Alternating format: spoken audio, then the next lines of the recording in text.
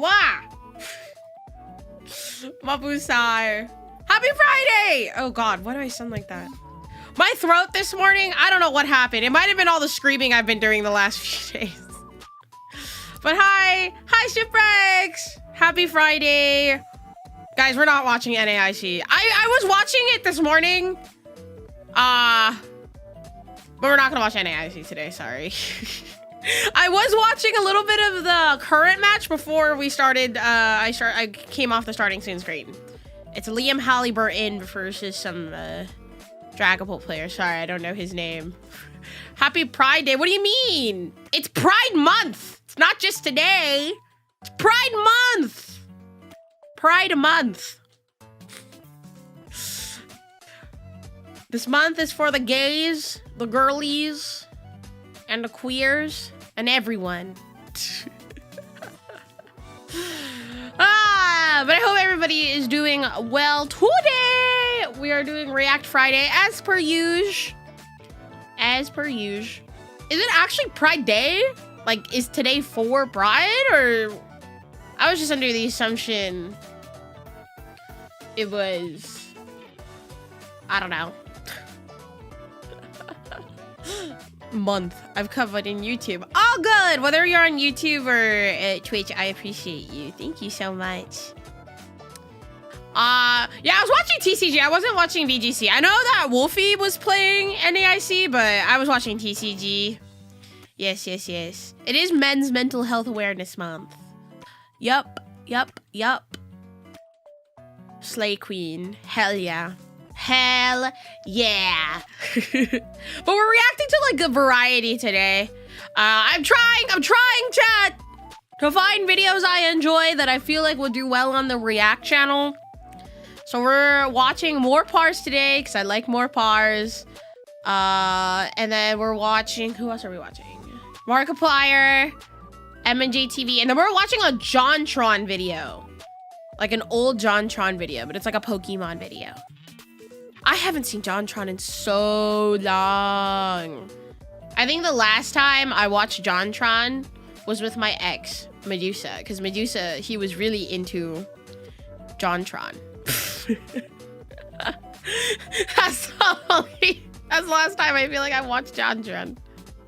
Yeah, we're gonna watch Markiplier. We're gonna watch specifically the Try Not to Laugh series. I think we're gonna watch at least the first 3 and like keep it all together, you know? Duplicated yourself. Welcome. Appreciate those who are on both sides. Thank you. I only saw JonTron through GIFs. I see. Yeah. How I'm doing, I guess. My caffeine is still waiting to kick in. I had quite a bit of caffeine this morning. I'm just waiting. I'm like patiently waiting for my brain to like turn on. Oh my God. And I don't know, it's super duper hot in Atlantis today. It was like 90 degrees at like 9 a.m. in the morning. And I'm like, this is ridiculous. What the heck? Everyone's just gone. I've seen his former colleagues post him though. Is he still doing stuff? I'm sorry. I don't catch up with all these things. Yesterday I had a lot of fun. I kind of was I was wanting to play more Lazarus yesterday, honestly. I was getting brain worms, but I had to end stream early because I had some things I really needed to do. And it made me kind of sad. I'm like, so maybe next week we'll introduce some Lazarus. However, next week we're doing charity week for Mythos. We're doing charity week for Mythos. So I don't know what that's gonna look like just yet. I have no idea. We'll figure it out though. I know we have a collab on Monday. We have TCG Tuesday, which I think we're gonna probably do Pokemon. Wednesday's React, Thursday's a flex day, Friday's React. So I think we will have a 5-day week next week. It's gonna be a long week next week. Hi, Justin Thing, welcome in. Welcome in. But I think what I'm gonna do is on Monday, I might do some reacting. And then we'll do some collabing just so I can get ahead on my reacts. And then we will collab with Andrea. But I might stream a little later on Monday. Hit some controversy a while back. I see. I don't keep up with that type of stuff. I'm not good at keeping up with that type of stuff. I honestly I try to stay away from like drama controversy content on YouTube. When I was younger, I feel like I used to consume so much of that content, but I feel like as I got older, if I like see that stuff and I watch it, sometimes I get stressed. But the one I'm trying to keep up with right now is the Lego situations, the brick and minifigs. I am not caught up with that situation at all. But I need to. It's just so long. It's like a whole saga. Like, oh my goodness. Maybe one of these days we'll react. Are non-problematic. I try not to, I guess. One moment. Ah! Sorry. I got a text.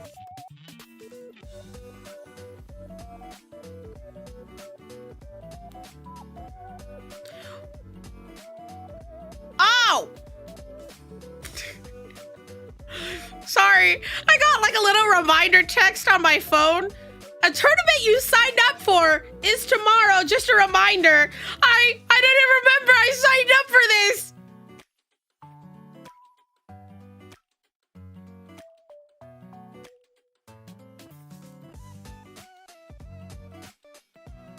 Ah! Can I refund? I don't want to go. I signed up for this like 4 months ago.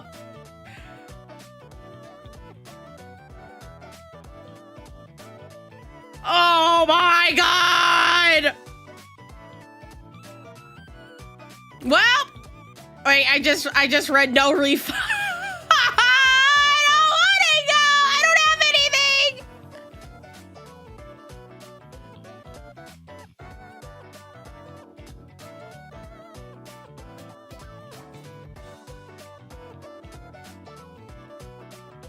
Oh, it's a One Piece tournament. I literally haven't played One Piece in like 3 months. Can I just like get my stuff and leave? Ah! Oh my god! I don't remember how to play this game. Well, I know I do. I just don't know the meta. Anyways, that's future tomorrow Poseidon's problem.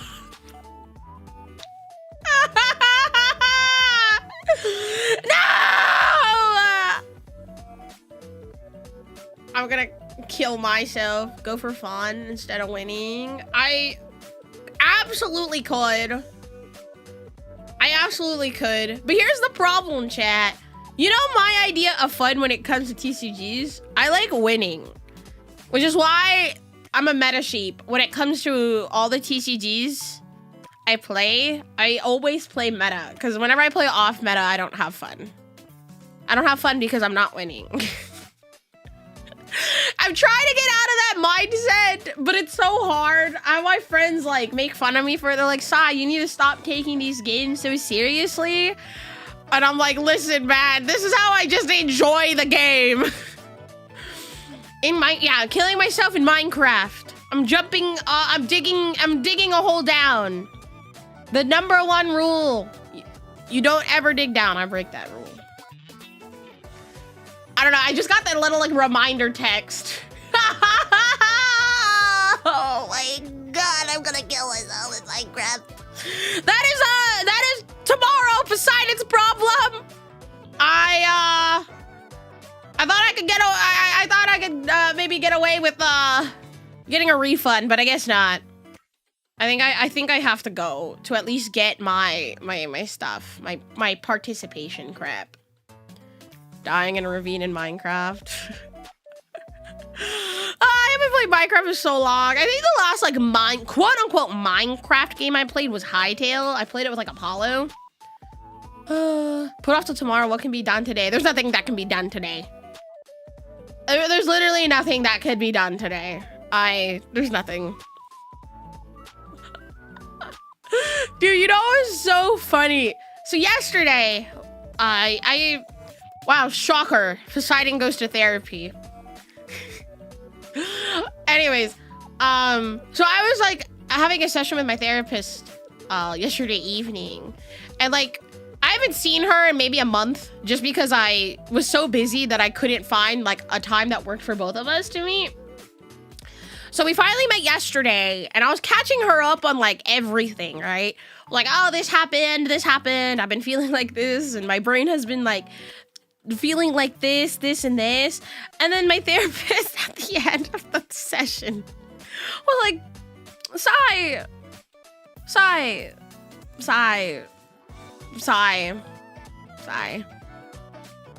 Have you ever thought about maybe getting tested for like any neurodivergent like stuff or like autism? And I was just like,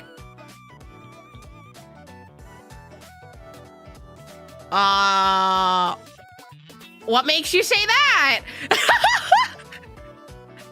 She's like, you know, these past few months we've been meeting. You know, I think maybe this should be something we could look into. And like, I already know I have like ADHD and stuff, so like I was kind of like, oh, I kind of choked it up to this. So next week, I'm gonna have to go through like a screening for any of that. But I was like, I thought the way like my brain works was just choked up to like ADHD, which it could absolutely be, right? It could absolutely be. But she was just like, I just want to make sure that it's not that we could just like rule out other stuff. And I was like, great, awesome. Oh my God. I can't. I went out of that session yesterday. I was laughing like, oh, do I have autism? Do I have a form of autism? Is that what she thinks I have? I don't know if I have it, but it would be interesting if I did. Here's the thing though, with like growing up. So I don't know if maybe any other like Asian families. I also heard a lot of like Mexican families can be like this too. So a lot of Filipino families, especially this like old gen, they're really not a huge believer in mental health because it's one of those things very taboo, I guess. It's very taboo. So growing up, my mom, she never really like wanted to get us like checked for anything because in her head it's like, oh, if I have to like, I don't want my child to be perceived as mentally ill, because that was kind of one of the things in our culture. It's like having autism or like ADD, ADHD or any of that sorts for whatever reason, which I feel is so stupid. You would be viewed as someone who is mentally ill and unstable. So I never really got too many like mental health resources growing up. And here's the thing, I can't even blame my mom, okay? Filipinos are so judgmental and super harsh about it. So now it's like, I'm grown up, I'm going to like therapy, I'm like kind of medicated. And I'm like, I grew up thinking this was normal. Is this not normal? Oh my God.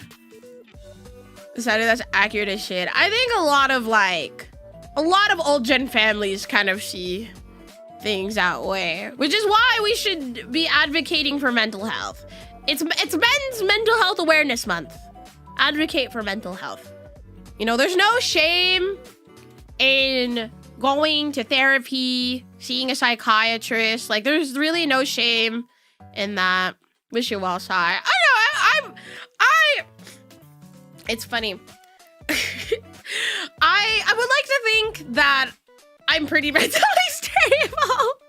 I'm laughing because it's like, what is considered mentally stable anymore, you know? But I'm not like depressed. I don't think I'm depressed. I'm very anxious. That's something I for sure, like, I have like actual like diagnosed anxiety. I don't take anything for it anymore. I used to, but I feel like I didn't need to take it anymore. Like the meds. So I got off of it and like, I'm doing fine. So excited, thank you for the 3 months. You're a VTuber, that checks out. True. I mean, you have to be, like one of the checklists of like being a VTuber, one of the marks you have to make is to be mentally unstable. Oh, who needs meds when I could get a live 2D model and stream on the internet?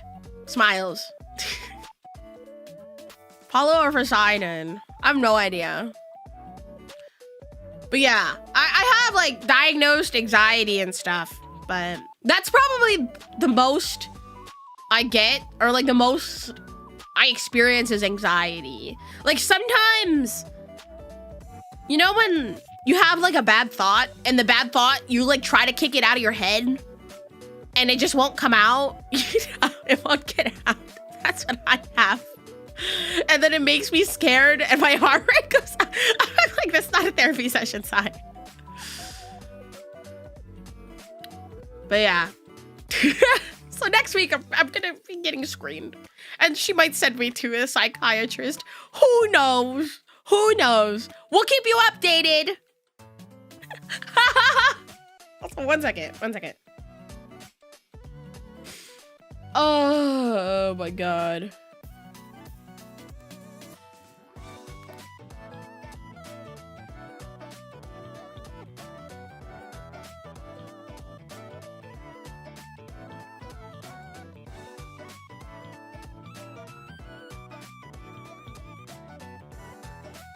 I was reviewing my own death. That's, I feel like, sorry, I had to start a text to someone. That's something I feel like when I was younger, I had like a huge anxiety of dying. Like, okay, Poseidon aside, right? Poseidon aside, because we all, what is this? Like, it's not a secret. We all know I'm a person behind this model, right? I'm gonna live and die just like the rest of you at some point, you know? But I feel like when I was younger, I had like a really, really bad anxiety of like, oh, what is dying like? But there was this one TV show scene. I actually don't even know what scene it's like, what show it's from. I know immersion ruined, sorry. But it was like this girl who was dying and this nurse who was telling her like the process of dying and how peaceful it is and how beautiful it is. And like ever since then, I don't think I've been afraid of like death as much. I think I'm more so afraid of when it's going to happen. You know? Stuck an ad, so sorry. Consider subscribing. Yeah, I just avoid thinking about it. You don't want to, like, the way I try to think about it is like, I don't want to spend the time I have alive thinking about the end. I feel like that's such a waste. 2-minute casino ad? Casino, put everything on red or black. Just kidding. JK, please don't ban me, Twitch. I'm not endorsing gambling. Promise. Everything on green? No! When it hits 0, 00. Tell that to me that you're totally peaceful. I'm talking about like the process of dying, I guess. Try to distract my way, yeah. Everything has an end, and it is what it is. That's how I was telling my therapist about that yesterday too. It's like, I've come to the point in my life where I have taken the approach of it is what it is. It is what it is, baby. If something happens, it happened for a reason, I guess. I just come to that point in life where it could be, it's just, everything good or bad happens for a reason. And you are where you are. Where you are right now is where you're supposed to be right now. And I feel like once I've taken up that mindset, I've calmed down a little bit. Though I will say I do slip sometimes and I'm like in existential crisis, like, oh, my life is over. It's the end of the world. It's the end of the world. But me, when I open my Ascended Heroes packs and I don't get shart, dude, I've been consuming way too many Ascended Hero God pack openings, and I'm like, when is it my turn? When is it my turn to pull, what is it, the Trikachu? The Pikachu from Ascended Heroes where he's amongst the trees? They call him the Trikachu. When is it my turn? My friend pulled that recently and I'm like, must be nice. Wow, I'm so happy for you. I'm so happy for you.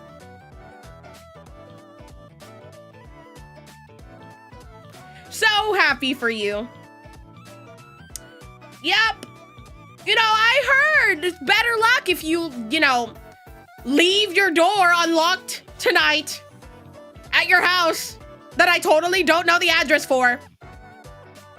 I hear you get better luck if you do that. Even your credit? Yeah, I did, was it like 3 weeks ago? I debuted this outfit, which, by the way, you guys are gonna be seeing this outfit probably for the rest of this month. You guys are gonna miss my other models for a little bit. Thank you for the follow, appreciate it. Would break every curse of the sea? I have no idea. I just have a fork, I guess. You know, I eat spaghetti with this. Spaghetti sounds so good right now. I've been wanting to eat pasta so bad. Listen. I tried Olive Garden for the first time earlier. Was it the first time? Yeah, it was the first time earlier this year. And my friends convinced me to get like the all-you-can-eat pasta. And honestly, sometimes at like 3 in the morning, I think about that. I'm like, wow, that was a fun experience. You know, I liked everything there. Their pasta was good. Their breadsticks were good. Their salad was good. Thank you for the follow. I appreciate it. I definitely don't love this outfit. Fine, then I'll leave. I can't believe the shipwrecks hate me so much. I can't believe this. I cannot believe this. Spaghetti. Filipino spaghetti is what I grew up with, okay? Filipino spaghetti. Listen, I get it. Italian spaghetti is a classic. I will never ever deny that.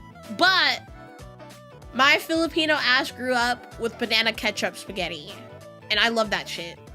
I will gladly make that at home. I haven't done that recently though. It's too many calories. I'll try any spaghetti you want. It's like... Okay, sorry.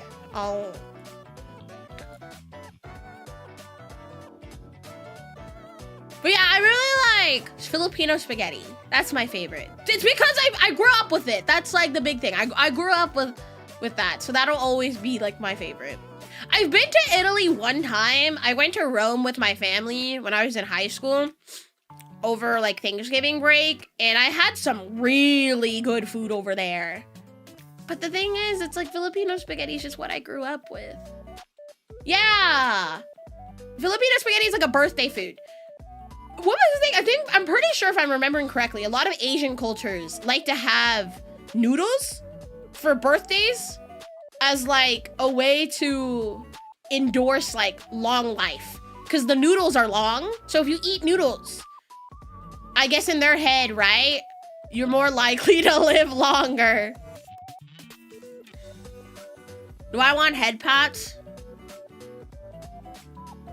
I wouldn't say no. Yeah, I wouldn't say no.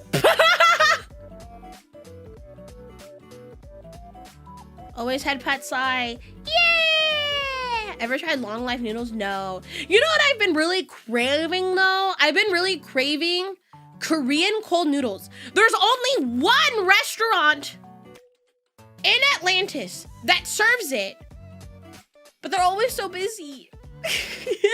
And it's quite the drive for me. It's like 20 minutes, which is long for me. I don't like driving. I really want Korean cold noodles.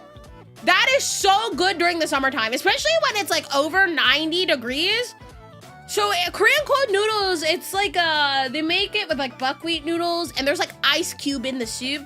And the soup is like tangy and it's so refreshing. I love Korean cold noodles. Head pot. I used to have one and then I turned it off and I don't remember how to put it back on. I do not remember. Apologies. I do have one. Was it? I can't remember where. I think I turned it off because it was overloading my OBS with all the toggles that you guys could turn on. I'll have to find it. That's actually been on my list of things to do, is to like re-add some channel point stuff. Also Tangia. Yeah, I think Tangia might still be on. Tangia is still on. I think so. Anybody want to test that? I see it in my browser settings. Let me see. Let me see if Tangia is on.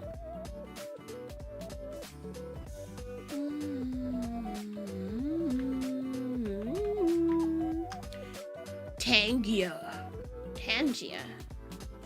Tangerine? I can't see the panel. What the heck? Did it disconnect? Just a TTS. Interesting. I need to like... What is this? Viewer page? That's so weird. We're troubleshooting, chat.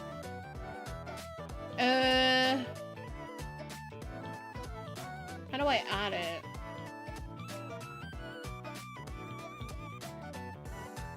Is it an extension? You know, it might be. It might be. Oh, it is. What if I just do this? Okay, refresh the page. Let me see if it worked.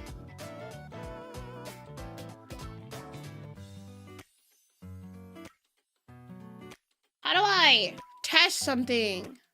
I've never been here before. Welcome in. I'm trying to fix. What is this? Oh, there we go. Lizard, lizard, lizard, lizard, lizard. Oh, it's muted. Wait, can I try that again?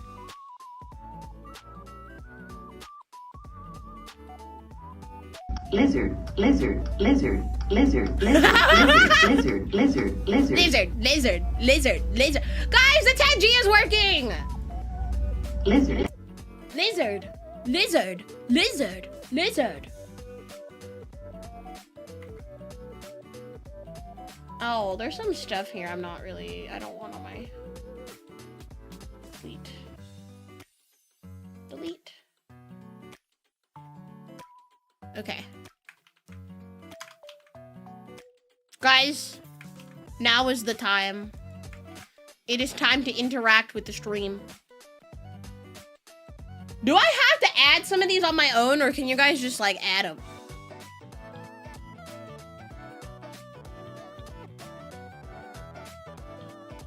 Lizard, lizard, lizard. I still need to watch Hoppers. I said on my like alt that I was gonna watch Hoppers that one night. I didn't end up watching Hoppers. You know what I ended up watching? I ended up watching this Netflix documentary that made me so upset. It was called The Crash. It's a good documentary, but it will make you mad. It will make you very, very mad. Oh, can I do that? Give permissions. Moderation.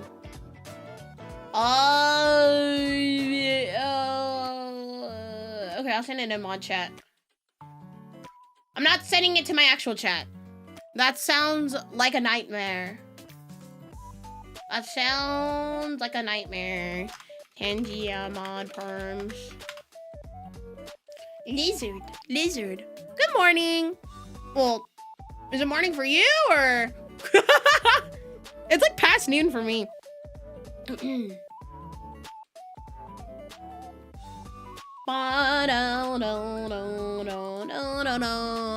Okay, I think I did something. 3:38? You know what I'm doing at 3:38? Probably getting up in the middle of the night to go to the bathroom. The crash? No, that's a documentary about this girl who crashed her car into like...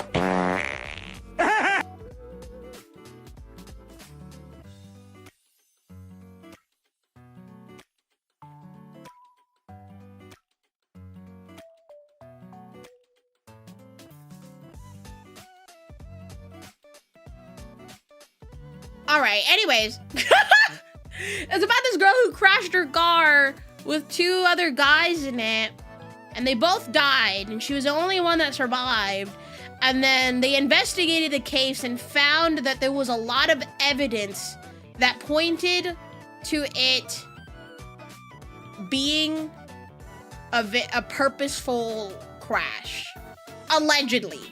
I couldn't find the Kirby. Is the Kirby suck not on there? Can I add the Kirby suck? Okay, apparently searching Kirby suck on Tangia doesn't work. Okay, I think I added it. Okay, fine. Fine. Yeah, I think it is. I think allegedly. But that entire documentary, I left pretty upset. It was very upsetting. All right. I made the Kirby one a little more expensive at your recommendation. But yes, guys, I think there's like TTS as well. TTS. I think it's Under Kirby's Adventure.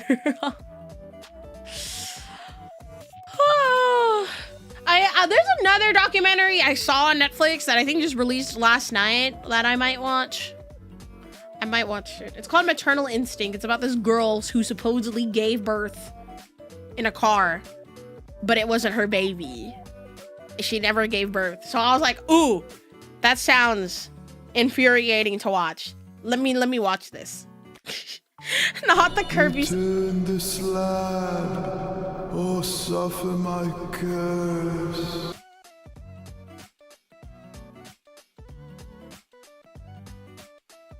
What was that? What was that?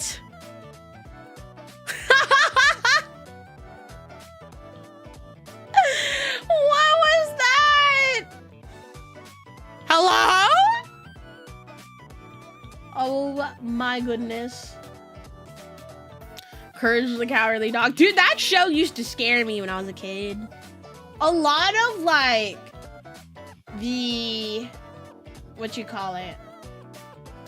Ask me about my wiener. How is your wiener? How is your wiener? Is your wiener okay? Monsters, villains. Cartoon Network shows. There were like a few Cartoon Network shows I really enjoyed watching, but then there were like some of them that like did kind of freak me out a little, you know? It's pretty good. Thanks for asking. Powerpuff Girls. I like the Powerpuff Girls. I like Fosters. I wasn't a huge fan of like, what was that one? It was like, oh God, I can't remember. Flapjack. There we go. I wasn't a huge fan of that one. I never really watched too much Invader Zim. I liked Steven Universe. That was pretty fun. Teen Titans Go. Isn't that the one that people pretend that Teen Titans Go doesn't exist? I feel like that's the one people say that doesn't exist. Yeah, Flapjack I was not a big fan of. Was not a big fan of. Ed, Edd n Eddy was like okay. my mom really did not want me watching Ed, Ed and Eddie. And honestly, now that I'm grown up, I understand why. I understand why she was like, Sai, don't watch that. Let me put on something else. Like the one channel she like 100% was okay with me watching was like Disney Channel, because I felt like she felt that they were a lot more, I guess, safe. But it was Nickelodeon and like Cartoon Network. My mom was a little more, she was monitoring what I was watching on there. And honestly, I remember being younger, I'm like, what's wrong with like some of these shows? And now that I'm older, I'm like, oh, I think I get it. I think I understand. Yeah, Flapjack was not, I didn't really like Flapjack. I did not really like it very much. Ed, Ed and Eddie's weird. You know, my favorite character in Ed, Ed and Eddie was Plank. Plank? Do you guys know Plank? The Plank? I love Plank. Plank is so cool. Yeah, Dexter, I'm not a huge fan of. Yeah, it's probably the adult jokes, unlike the butt jokes. My mom was definitely not amused. My mom was not amused with any of those shows at all. That scared me.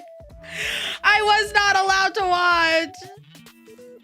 Is that a cock chair? Is that a cock chair? Oh my god, is this stuck on the stream? Plank was personally on Demon's Dam in that one. It was a cock chair. I don't want to be in the cock chair. I want to be in the place that isn't the cock chair. The only other place I could be on the bed with... Guys, I haven't seen Masters of the Universe yet. I really want to watch it. But oh my god, the actor that they had playing He-Man, I'd lick the guy's like abs. He's so hot.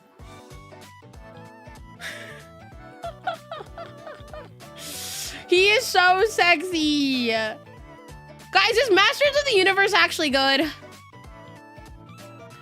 I think about watching it. Fella's got gutters. He's got everything going on. Hi, Haven. He's so hot. I'm like, honestly, I haven't really consumed much like He-Man. I'm very much a She-Ra. I mean, in high school, I was really obsessed with the She-Ra show. And that's probably my, like, one thing I'm familiar with. But I don't know. I heard that Jared Leto's best performance is in this movie, which is shocking. Dexter's mom had some cake on her. I feel like all cartoon moms have some sort of cake. You guys are talking about Dexter's mom. You know who I think is hot? Aunt Fanny from Robots. Okay. You guys think that Dexter's mom had some cake on her? No, man. Aunt Fanny from Robots. Let me show you what kind of cake this woman had.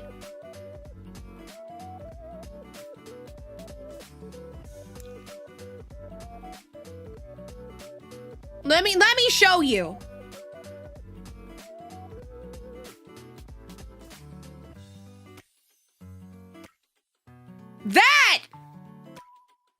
That is cake. That's not even cake. That's a whole bakery, man. That's a whole, like, Little Debbie's factory. That's a whole... Oh my god, I love that movie. Robots is such a fun movie. Maybe we should do a watch along. Is this everybody slept on Aunt Fanny, come on. And I believe, if I'm remembering correctly, she was voiced by Jennifer Coolidge, right? Which makes it even better. I mean, just double check my facts on this. Yes, she was voiced by Jennifer Coolidge.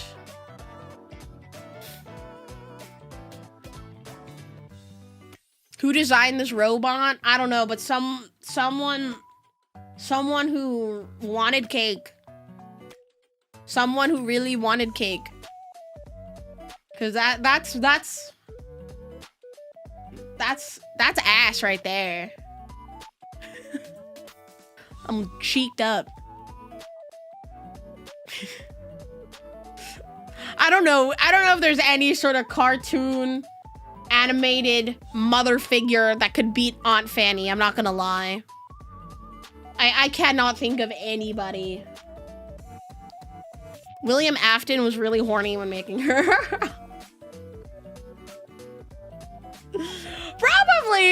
Probably. For claps. Mayhaps. Maybe? Should we get to reacting? I feel like I yapped a little much. Just a little bit, you know? Okay.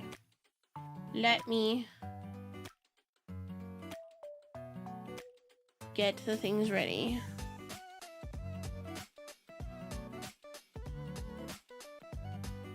I don't know how to try it. What? I'm Poseidon. Of course I haven't tried it. I tuned in on RoboCheeks. Don't worry about it.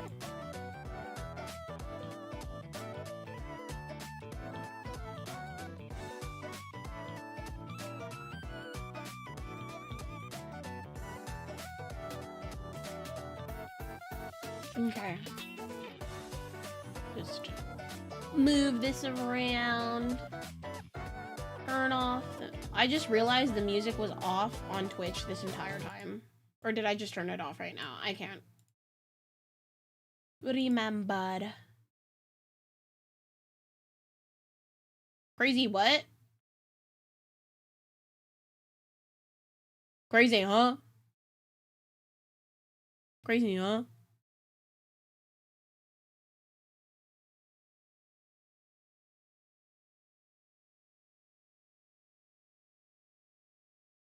Alright, gamers. We are so back with more sigh and react to Australia because nothing scares me more than Australian wildlife. I'm just kidding. You know what scares me? Actually, I can't think of something that scares me more. We're back with more MoreParz because I just can't seem to get enough of his shorts. We're gonna be watching this compilation. Job application is crazy. We're reacting to more MoreParz. We can learn more about the wildlife in Australia or perhaps other places because he seems to cover other stuff. Okay, snakes don't scare me as much as spiders, chat. Anyways, let's get to it. Do you enjoy playing support? Do you like the idea of being just the cutest He's little so guy on the team? cute. Do you delight in the screams of your enemies as you consume their flesh and drag them to the depths of hell? If that sounds like your cup of tea, then Jeff the Land Shark is for you. So let me give you a little quick start guide so love you the can get out Marvel there and start Rivals, raising the blood pressure of the enemy showcase team. of Jeff First the up, Shark. bread and butter, primary fire and secondary fire. His primary fire is what I like to call the piss beam. I was not expecting that. Marvel Rivals Showcase. Provides a steady stream of healing to allies, has a pretty impressive range, and most importantly looks really fucking silly when you just kind of wave it around like a wet noodle. Your secondary fire is the old Hawk Tour, minus the crypto rug. We love a multi content create. I don't know. Variety. We love the variety. Jeff spits a gulp of water at the enemy, dealing not only a solid amount of direct damage, but splash damage as well, because apparently this little gremlin spit is laced with high explosive. Basics out of the way, onto his abilities. First up is passive, which basically just means that he takes less damage he did gaming videos before he started covering Australian wildlife. Oh, that makes sense. Realise he's been domed. And now moving on to his active abilities, we have his E. Jeff spits out a bubble, granting an instant burst of healing and even providing a speed boost, meaning we can add cocaine to the list of illicit substances that can be found in this gremlin spit. These bubbles can be spat directly onto allies or left on the ground for later use. However, the second these hit the ground, be aware, your DPS will lose the ability to perceive them, die with one right in front of their face, and then blame that on you. This ability is one of your most important, as without it, your healing output is Genuinely fucking dog shit. Moving on to your shift, Of this course ability it is what is. will prevent your conveniently football-shaped body from being drop-kicked into a field goal by Iron Fist whenever he dives you. Jeff dives into the floor, dressed... I've only played Marvel Rivals like 2 or 3 times, so... And I only played Squirrel Girl and Jeff the Shark those times. So I'll be honest, I don't know what he's talking about! reducing his hitbox, increasing his move speed, and healing him while it's active. You can also, for some reason, swim Please don't kill me, I'm more of an Overwatch girl. directly up walls, but it's fine. Physics aren't something we really Please don't throw rocks at me. need to pay attention to. This is your main anti-dive ability, but be warned, while diving, you cannot contest objectives. So remember this to avoid C9ing and throwing the entire fucking game. Finally, the objective I and imagine his funniest part of teammates this were kit really mad about is up. that. After a brief delay, Jeff consumes everyone in a large circle, allies included. He can then swim around with them in his stomach for a max of 6 seconds, dealing tick damage to enemies. At any point during this time, Jeff can spit his enemies or allies out, launching in That's the so direction he's silly. aiming. This means that you can eat the entire enemy team, paddle your way over to the nearest cliff, and then spit them directly into the abyss. However, mobile characters can escape this with dashes or flight. So to ensure a kill, You I mean follow the words of Overwatch? Would you be mad if I said Diva? wisdom I'm a tank main. passed on to me. I can't play any other roles, can I be honest? I don't know. I don't even know how to play support that well. Unless you put me on Moira, then I play DPS Moira. I forget to heal. By your mother. Spitters are quitters. I'm like, oh crap, I'm actually playing a healer. My bad, guys. I don't know. I've been watching this one girl on like TikTok live play Juno, and it's been making me like, oh, I should try Juno out. Here is how Santa gets around the world in one night. First and foremost. What? How? I've always wondered, how did Santa get around the entire world within what, like 12 hours? 24 hours, I guess, because the time There's zone. no way anyone's operating the sleigh sober. Fuck that. But here's the most important thing. Santa has a device. Santa's device? Patented sleigh device. So Santa's getting juiced up. now I feel like I can operate a sleigh. Alrighty, you ungrateful little cunts. I'm delivering you fucking Christmas presents. Oh, I can indicate. I forgot I had those. Now, if any of you ungrateful little cunts complain This about has what been you got nice. for No Australian wildlife spotted. Christmas, next time I come down that chimney, it's gonna be with a bat. There's no me, we're on. What do you mean a fucking red light fine? I got like 7 bazillion houses to get to around the world. Oh, fucking speed. Oh, No! fucking cops. Fuck you, you dog. When doing the present deliveries, you just gotta kind of ignore the fucking cops. Alright, because they will try to pull you over for doing like 7 million miles there, an hour. like, But they sky just hate cops? Christmas, alright? 70 Ks. Come on, let's get a bit of oomph. Can we get a couple more fucking reindeer on the front of this thing? When you're delivering presents, you will occasionally, clip random civilians on the sidewalk. It sucks, but it is just a cost of delivering for Christmas. When you put on your fucking Christmas list that you want a bloody Lego set, that comes at a human cost, alright? Ho, ho, ho!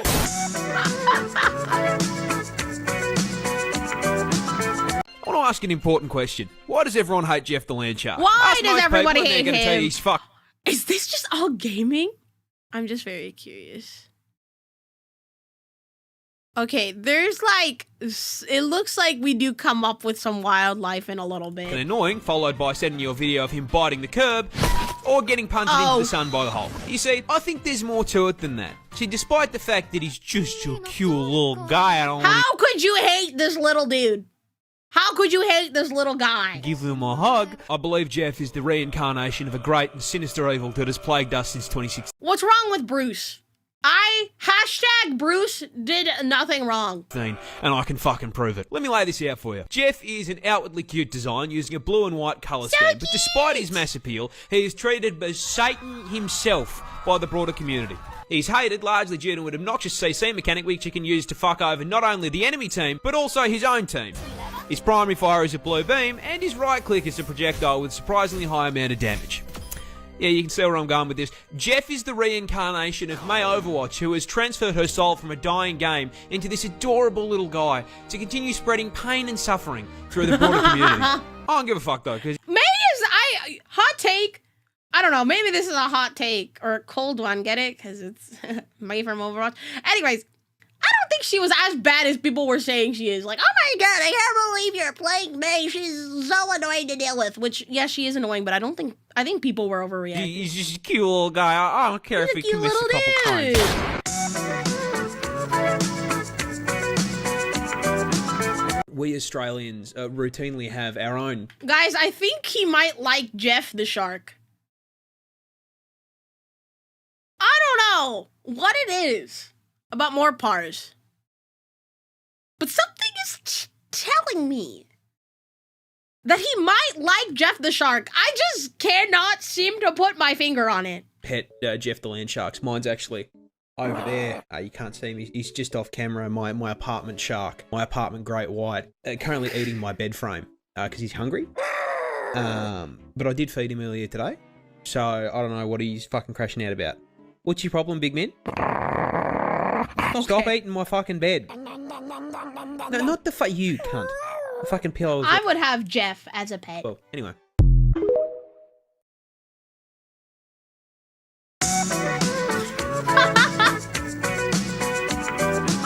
Are you a support player? Do you No. love serving cum?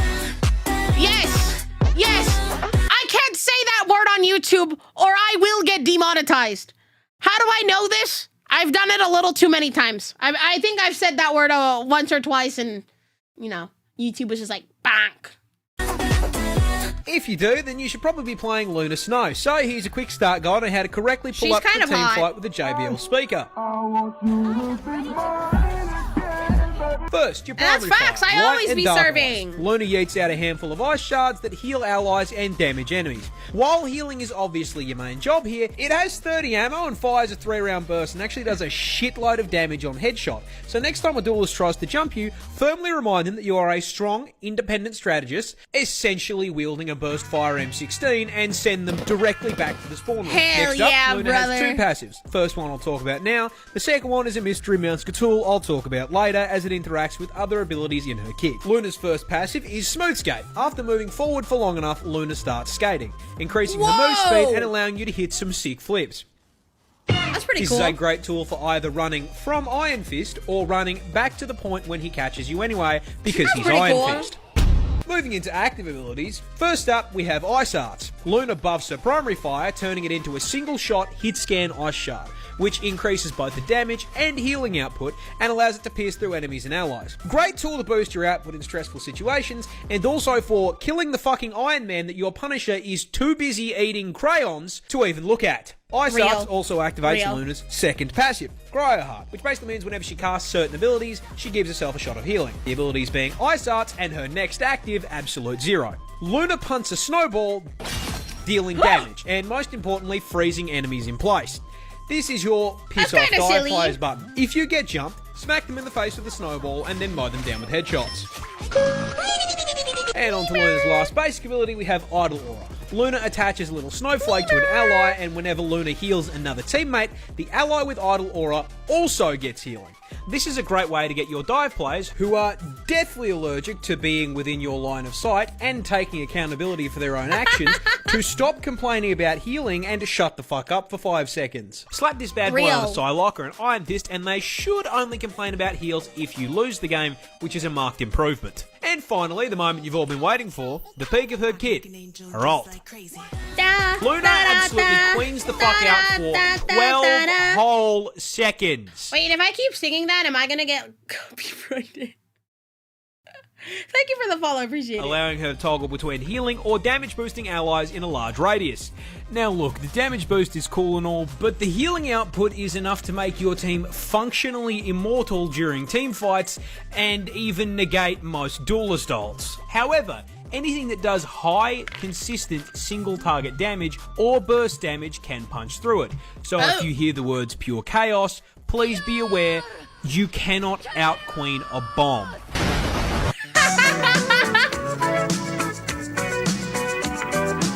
I must ascend to godhood. Goodbye. Oh, The it's fuck? what game is this again? The I forgot what game this was.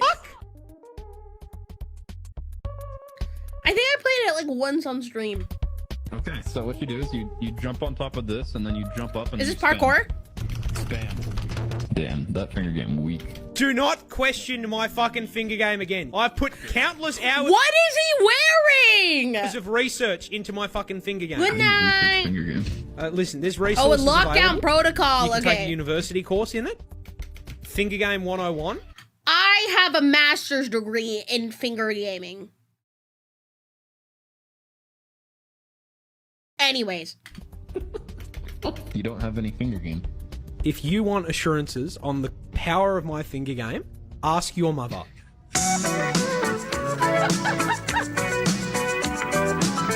Fun fact, femboys are a great source of protein. Huh? Oh, Protein, not just that. What? Femboys are a great source of protein. what makes Did I you say stutter? I that? don't think I did. I don't believe that I stuttered. Did I stutter? Think, Joe, think. Well, listen. All right. Have you never had some of the homies' protein shakes? You want to tell me you've never...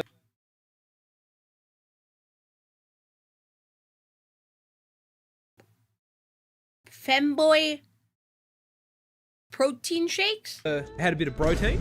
It's really anabolic. Just great. Okay, question.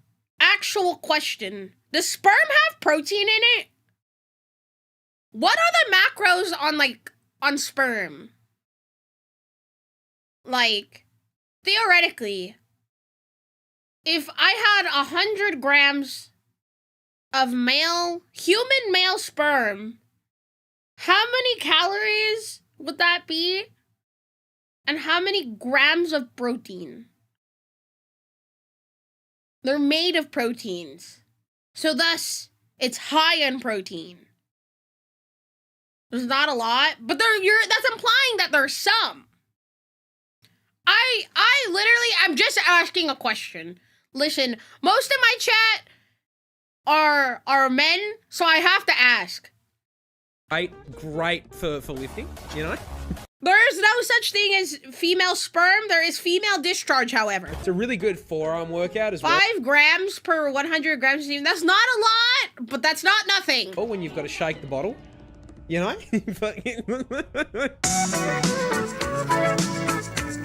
Oh my god. I don't think you understand Here just we go. how old Is this now we're going into the wildlife? old sharks are. We got a boomer. See, I'm not just talking individual sharks. Hammerheads, Bruce from Nemo, Jeff. I would smash Bruce from Nemo. Your average shark lives anywhere between 20 to 80 years. Nothing all that special. I'm talking sharks as a species. Because as a concept, sharks are fucking one-tricks. They have Okay, listen. Tyler, what isn't a one trick anymore? mained this class through every single balance adjustment Earth has thrown at them. From climate change, to the Ice Age, to that time God decided to punt a rock at Barney the dinosaur. Yeah, when it comes to prehistoric shark species, most people think of the megalodon. That big boy the size of a kaiju that was swimming around in the ocean around 26 million years ago. He is just a hungry guy. In his defense, I don't think the megalodon did anything wrong. He was just hungry. Which might sound like a long time, but as far as sharks go, this thing's a fucking zoomer. Go back around 250 million years to the early Triassic, before the literal dinosaurs, and you'll find Helicorpion, a shark with a What is that? buzzsaw for a mouth. 250 not What? far back enough for you? What? Go back around 300 million years, and you will find Adestus, the fucking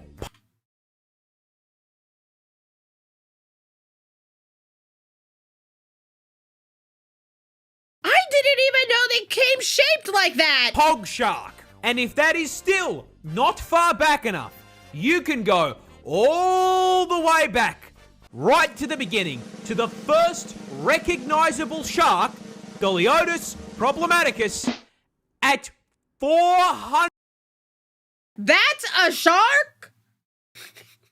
Why does it look like that? 110 million years old. Why is his Sharks eyes so have big? existed for 4 times longer than Saturn has had Fog shark rings. is funny as fuck. The first tree only sprouted out of the ground 385 million years ago. That means that for He's older than a tree? 25 million years, Groot's great-great-grandfather was sat in God's drafts while this f***er chased Nemo.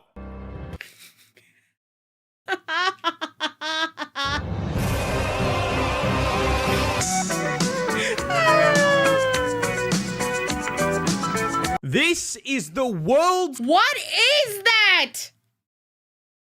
What the fuck is that? oldest shark. We got a boomer! But how old actually is it? This absolute fossil over here is the Greenland shark. And this may come as a shock to you, but the Greenland shark Is not in found Greenland. In Greenland, man. Oh, it'd be so funny if it was called the Greenland shark and it was not found in Greenland. That would be hilarious. And with Grandpa Shark here coming in at a fucking kaiju size, 6 meters in length, and a literal fucking ton in He does look like he's been through some shit. weight. This senior citizen probably worked with Godzilla back in his fucking day. But how Probably. senior is senior? Well, you might be expecting him to say something along the lines of, 100 years, maybe 150 years, right? Try higher. No, not 200. There's people that ice fish these guys? Really? Close, but not 300 either. Chocolate. No, the Greenland shark can live up to 500 fucking years. Are you responsible? I've explained this like a million times. Listen, man.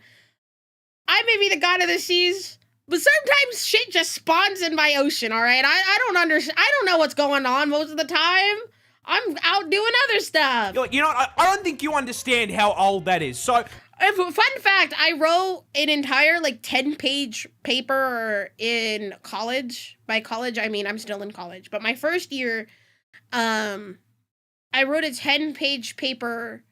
I forgot what class it was. It was some sort of just gen ed class about how unethical shark finning was. And it was some of the saddest research days I've ever had. Save the sharks. to put it in perspective, this is Bob. Bob has just turned I love 500. Bob. Here is a list Happy birthday, Bob! Everybody say happy birthday, Bob, right now. of things this has lived through. All 8 of King Henry's divorces, the invention of chocolate, I remember when they first invented chocolate. Shakespeare's entire lifespan, the How old Boston is Tea Bob Party, now? the Oh, signing 500. of the Why did I ask Declaration that? of Independence, Bob has really been through some shit. and the founding of the United States, the colonization of Australia, the Industrial fucking Revolution, the invention of the light bulb and adoption of electricity, the Titanic becoming a submarine, World War I, the Great Depression, World War II, the Vietnam War, the fucking moon landing, and the invention of the internet. The first episode of SpongeBob. Schlatt's crimes in 99. 2001. The invasion of Iraq. The global financial crisis. The death of Harambe. Australia catching fire. The virus. And it's still with us today to watch fucking TikTok. Oh, shout out to Bob. Okay, so as the How is that possible? Is this kangaroo Jesus Christ himself? Aussie animal guy, I feel like I might owe you an explanation for this one. That is a normal fucking Roo. No, he is not Roosus Christ. He's not the second coming, and he's not going to turn your water into wine. Damn Alright, it. he might turn it into VB if you ask nice. But if that's the case, how the fuck is he stealing the Son of God's passive? Well, How? the answer Literally how? How is that even possible? is fucking sand. I don't like sand. Yeah, you see, Thank you for the what's follow. far more likely than a Roo being enchanted with water walking is that he's actually running on a sandbar. That is basically just a fancy description for ocean currents piling up a shitload of sand into one place, creating an offshore segment of the water that's not much deeper than a fucking kid's pool. Now, Roos know okay. about sandbars, and they actually very frequently use them as a shortcut to get from A to B to find more food. That's awesome. Very resourceful guy. So, while it looks like Skippy here is stealing Jesus' entire fucking flow, he's actually on a Macca's mish. Let me get a...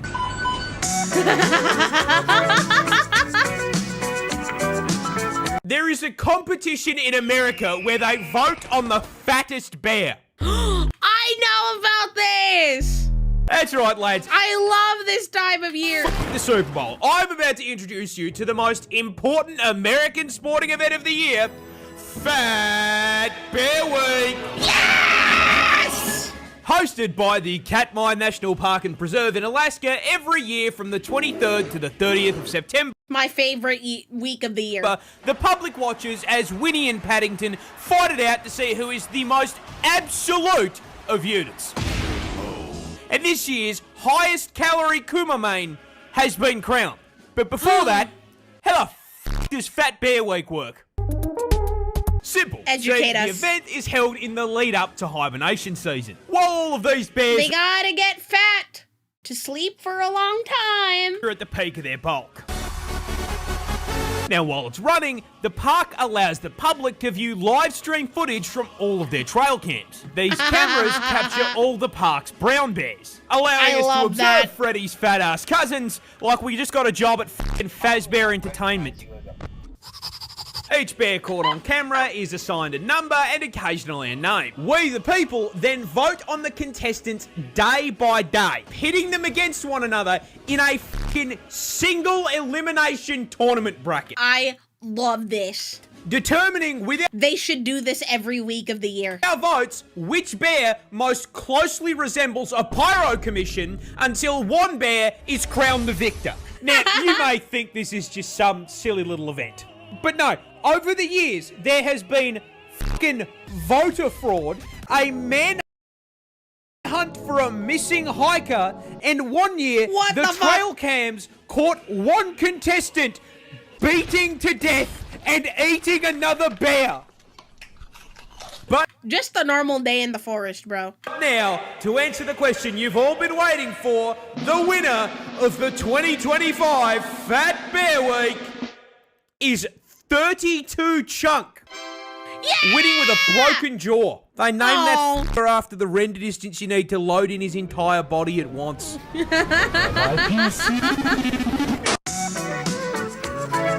I love that. Australia just found a new shark. And Every single day, there has to be some guy out there who's finding a new species in Australia. There's like no end, okay? There's no end to how many types of creatures and animals and everything lives in Australia. My God. of course, being from the land down under, it's fucking weird. Introducing the brand new Western Australian lantern shark. As the name suggests, discovered by a team of scientists off the coast of Western Australia. Now, as with the overwhelming majority of weird shit in the ocean, the Ozempic shark here is found in the deep sea, sharing a postcode with the anglerfish, that one xenomorph shark, and I think these things are so cool. These, like, are they phantom squids? Or am I thinking about phantom jellyfishes? Do you guys think this is scary? I find these really cool. Despite the word shark making most people think of something a little closer in size to, I don't know, Bruce, Slenderman's fish sonar over here. The big fin squids. I was thinking about phantom jellyfishes, which I think are awesome. But those big fin squids are pretty cool too. Only grows up to 30 centimeters. Oh my God, this it's little tiny. guy shares a weight class with a fucking foot long. But I mean, honestly, I still personally think 30 centimeters is way too big. He could be just as good as the other sharks if he was, you know, let's just say 3 inches. However, other than being built like a fishy USB cable and owning a property in rock bottom, what makes him so weird? Simple. He fucking glows. Throw a flashbang. I love that! I mean, it's a lantern shark, you see, right? these bad boys are found in the twilight zone of the ocean, around 1.2 kilometers below the surface. A place so fucking far down, it sees less sunlight than the inside of a gacha addict's room. And so, lantern sharks evolved bioluminescence on their gills and fins That in is so order cool. to fucking communicate with one another. The glow is the evolutionary equivalent of a fucking indicator, showing that a I love literal that. abyss shark That's is fucking more sick. intelligent than your average BMW driver.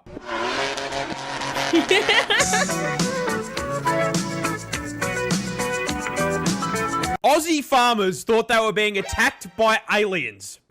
But what was actually causing it is so much funnier. This What? is a wallaby.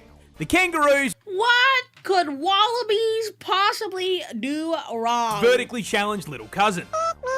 Now, to get a little more specific, this is a Bennett's wallaby, native to my home state of Tasmania. And that location is very important to the story. Tassie is home to a lot of things. Beautiful views, That's a awesome. seal with a felony record, What? He did nothing wrong. and the nut. The However, nut? one thing they tend to All right, guys. Maybe I may consider going to Tasmania. leave off the tourism brochures is drugs.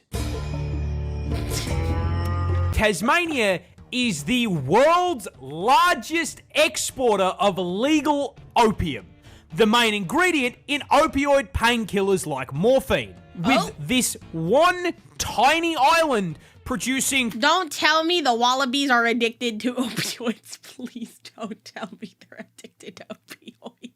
50% of global supply. Now, opium comes from poppy milk, and to get poppy milk, you need to milk poppies. And to produce that 50% of global That was supply, the nut. Tasmanian farmers grow huge fields of these things across the north of the state. However, because throwing these flowers into a crafting table gives you f***ing narcotics, these fields are legally required to be under extremely tight security. Which is why these same poppy farmers became extremely confused when f***ing crop circles showed up in the plant equivalent of a f***ing Town Hall 9 Clash of Clans base.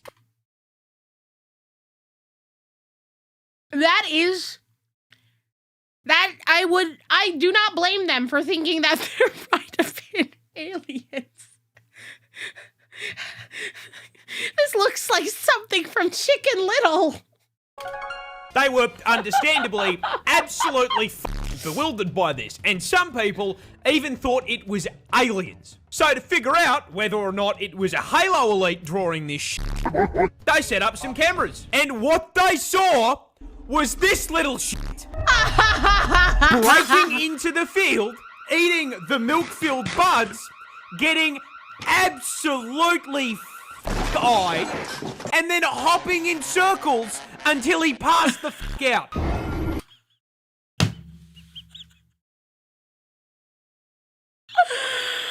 Oh my god! That is so funny.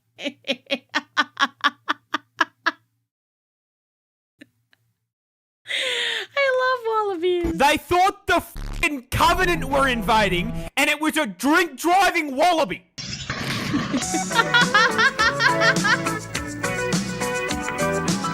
This shrimp He just wanted to feel something. has a gun. No, What? this isn't a Fortnite skin. This is a real f***ing animal, and it's called the pistol shrimp. Now, unsurprisingly, Cool. being named after a firearm, of course it's f***ing native to the United States of America. Yeah!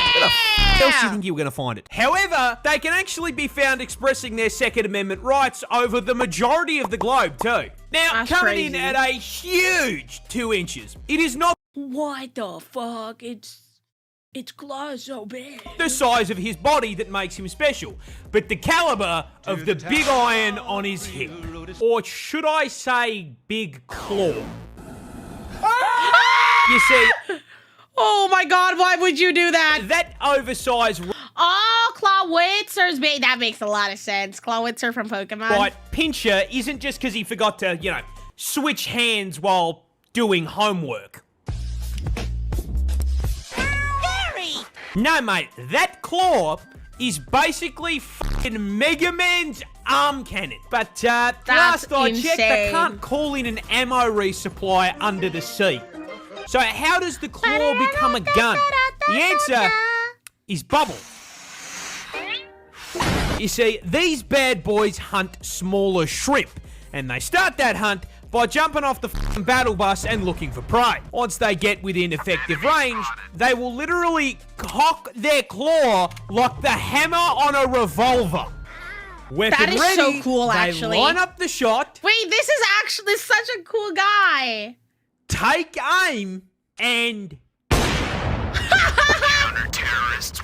they snap their claws together so fucking fast, it causes an underwater vacuum, creating an explosive cavitation bubble hotter than the surface of the sun. This bubble is then so launched cool. at the enemy at over 100k an hour.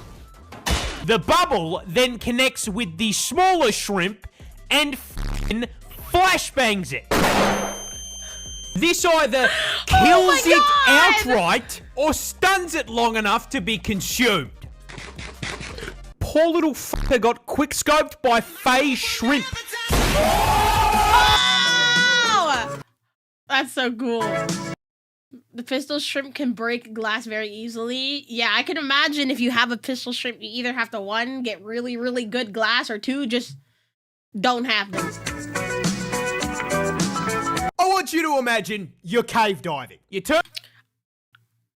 I'm good. I've heard way too many horror stories about cave diving. a corner and see a spider web the size of the fucking...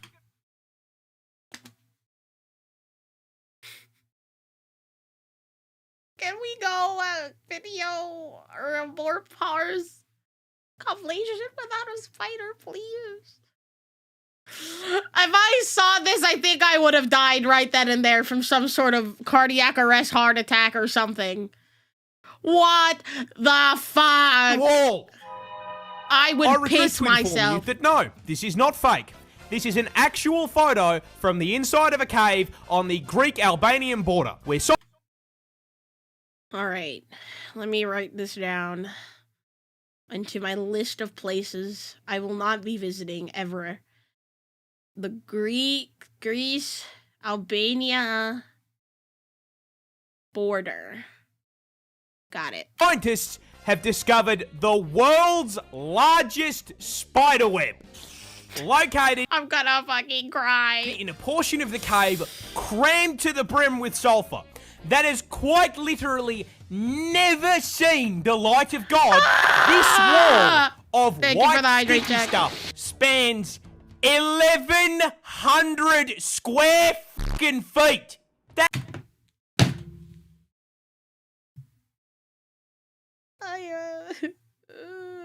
is the size of a 2-bedroom fucking house. However, finding the average Australian home on the wall of a cave at Y11 brings up a far scarier question. What the fuck built it? Well, to the I relief don't of wanna many, know. No, we did not discover a giant spider lair. I don't want to know.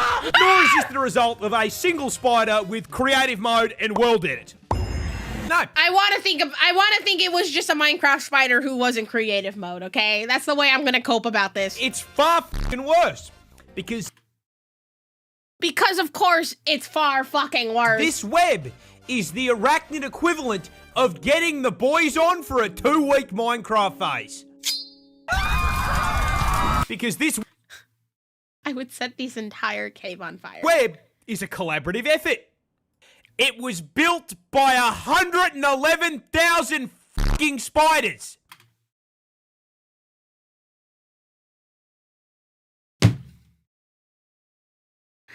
That's 111,000 more spiders that need to exist, man. Oh, thank God he didn't show it. That What is isn't that? a tree. It's is a that? fucking bird. Oh. Introducing the tawny frogmouth, a species of... Wait, it's so cute. Surely Surely this animal can't do any wrong. Bird found in the land down under, and Australia's very own avian equivalent of a maxed out Skyrim stealth build. Now, you may be thinking to yourself, well, it can't be that stealthy. I can see it. Yeah, you can. You can see that one. Did you see the one right f***ing next to it? Now, the important question is... He does a really good job at camouflaging. Do these things have predator camo? Well, there's two reasons. First of all being, it's f***ing Australia. Yeah! You see, these bad boys are primarily nocturnal. He's actually so cute. Staying on the move during the night and dive bombing unaware insects to meet their bulking goals. Oh! However, that means that during the day, they sleep. And in a country where at any point you can be bitten, mauled, stung, or f***ing drop-kicked to death.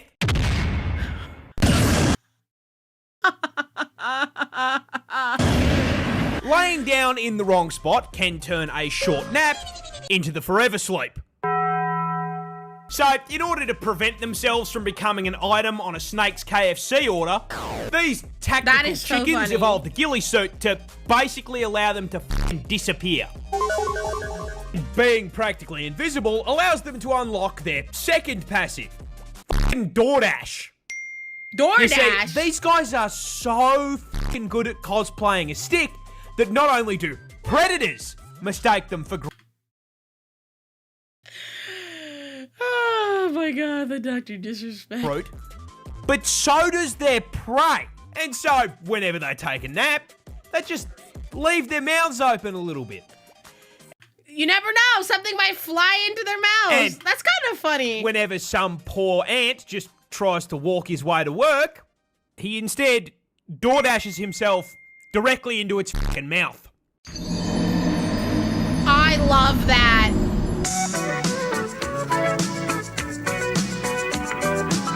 Australia just found a new insect.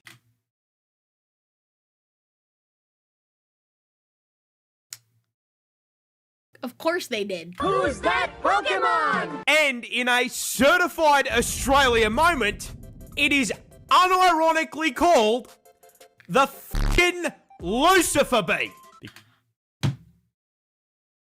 I'm good. I've never been stung by a bee or a wasp, like, ever.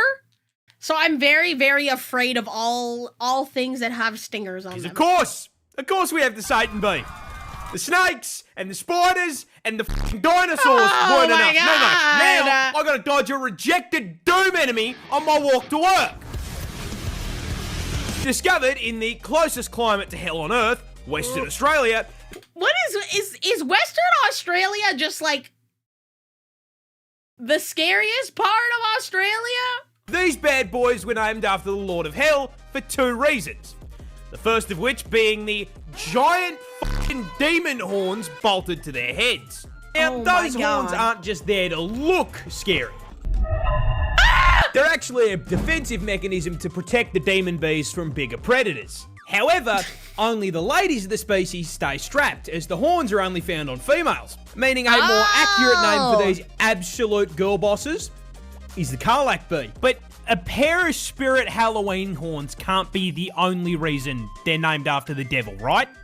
I mean, there's gotta be f***ing something else. Like, do they spit fire? Maybe they've got a pitchfork. What makes them Lucifer, man? What makes them Lucifer? For a stinger that injects you with f***ing acid venom? The answer to that is, no. It's a normal f***ing honeybee. The actual reason is that lead researcher, Dr. Kit Prendergast, was watching the f***ing Netflix show. I love the show Lucifer. I've rewatched it like twice. It's so good. It's so fun. And this isn't even the first time she's done something like this. She named another species after her pet dog. That's so epic. F***ing based.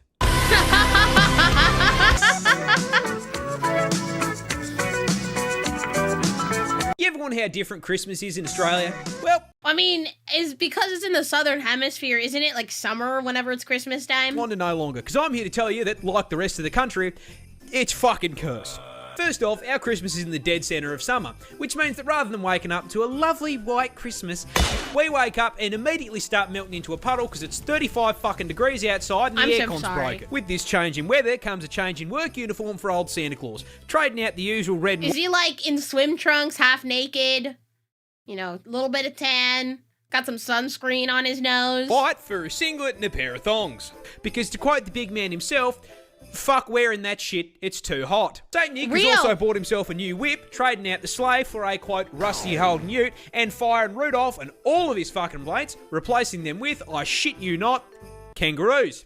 You may think I am bullshitting you, which is fair, but no, I'm not. I do think We you're even have a bullshitting song me. about it. Dashing through the bush in a rusty Holden ute. Santa also has had a significant change in diet in the land down under, as rather than the usual milk and cookies, my parents told me to make sure to leave a few nice cold beers out on the countertop for old Santa, which, knowing what I do now, was absolutely just an excuse for my parents to pre-game Christmas Day, but I also Smart!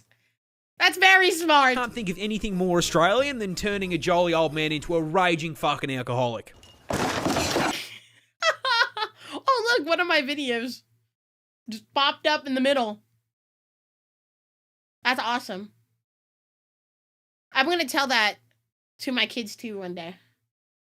Hey, I heard if you give some wine to Santa overnight, he might leave you an extra present.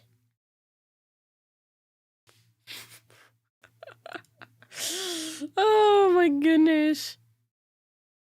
That is so funny. My dad said that to me too. Wow, thank you for the 100 bits. Funny thing is, most of the world's iron comes from Western Australia, mostly scooped from the sand, because sand can get caught in the wind and gets caught in the light, which turns the sky red. That's crazy. That sounds like what a wine mom wants. Me, I'm wine mom. I won't lie, I do consume wine, all right? Listen, 1 glass of wine, like once a week, don't hurt nobody. That doesn't hurt nobody. I like wine. Wine is very yummy. In moderation. In moderation. I feel like I have to make sure you guys know it's in moderation. All right. Markiplier is so sexy. Sorry. I'm sorry. I feel like I had to start with that. But we're going to be watching the Try Not to Laugh challenge. I remember these videos being very popular when I was in, like, high school.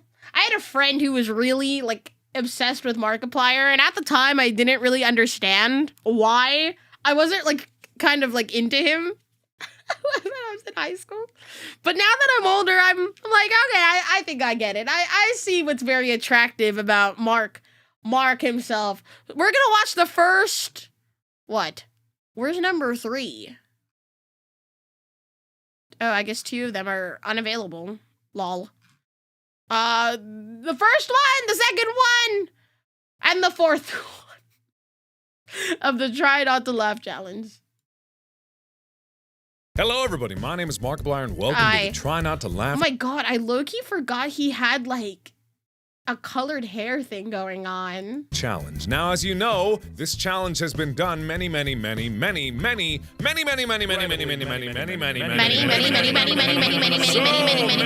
Oh my god, when Vine was still a thing?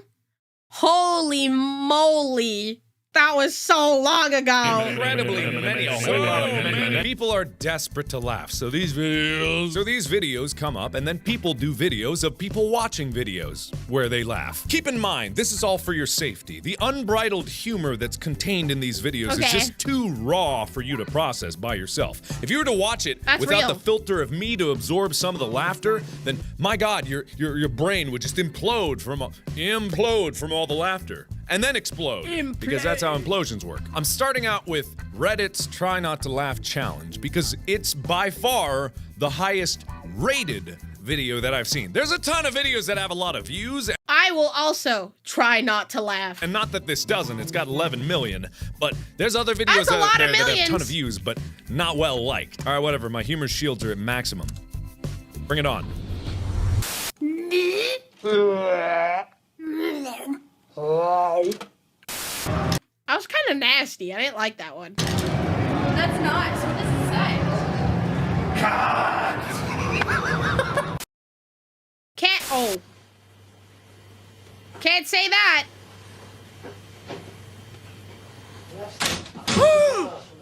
Oh my god, the cat got neutered!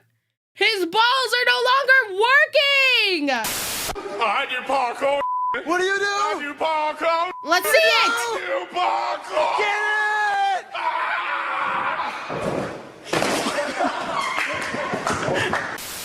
it! Okay. That one did get me. Oh no, Mark. Are you okay? It's okay, breathe! Breathe! Breathe! Didn't laugh. Nope, that didn't get me. I had spastic convulsions in my chest, but that's not laughter. Oh, this is gonna be harder than I thought. There's a reason that this one is highly rated. I can tell. Playing football blind. Anything's possible.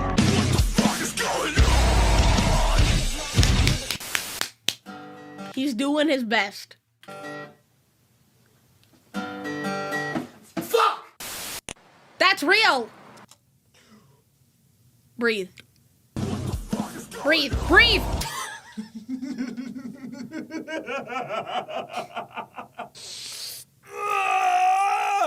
Is he taking a shit?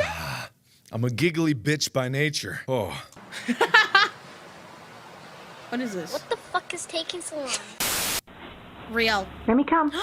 It's a baby! Remy, sit. Speak. Fuck! Good boy. That one got me. I was not expecting that. Look at them! Penguins are so cool. No!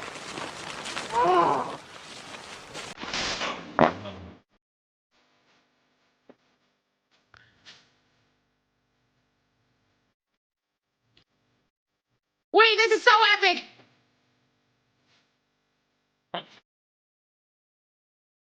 I love Seen that. video before, and I love it a lot. When I first saw that, I laughed for like 5 minutes straight. It's I so love that good. video. You guys say Colorado. Calling Apple, this is Jamie. Colorado.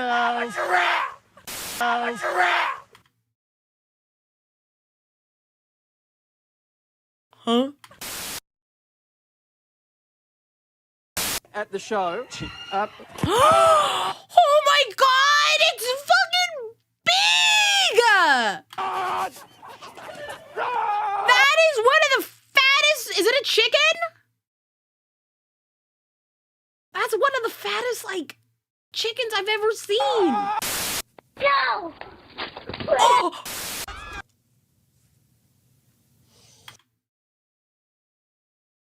Okay. That one's fine. I'm okay. I'm okay.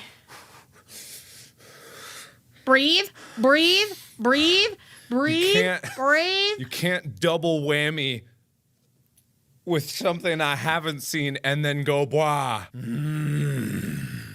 A few minutes later, the bear was spotted behind this home in Moreland Hills. Oh no. This recreation identifies how witnesses say the bear escaped Why are they recreating it? into the woods. Why did they feel that was necessary? Oh. Are you good, brother?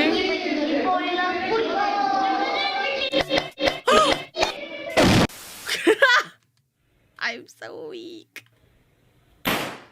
Oh! This is why Mom doesn't fucking love you!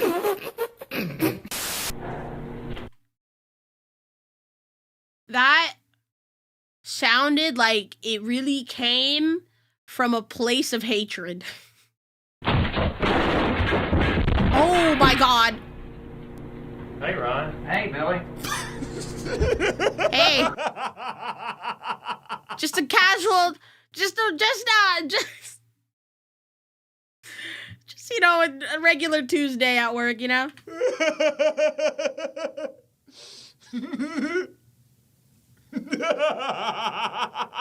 Oh my goodness.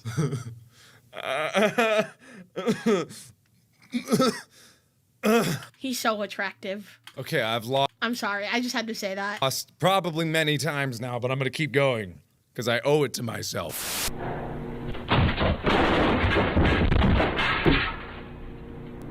Hey, Ron. Hey, Billy.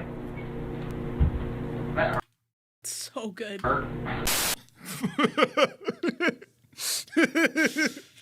Hey, Ron. Hey, Billy. Oh my god, I love that one. At the show.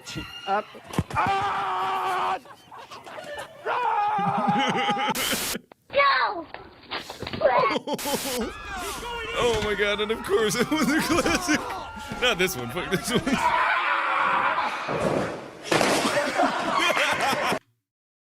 I love this one so much. I love this Playing one so football much. blind.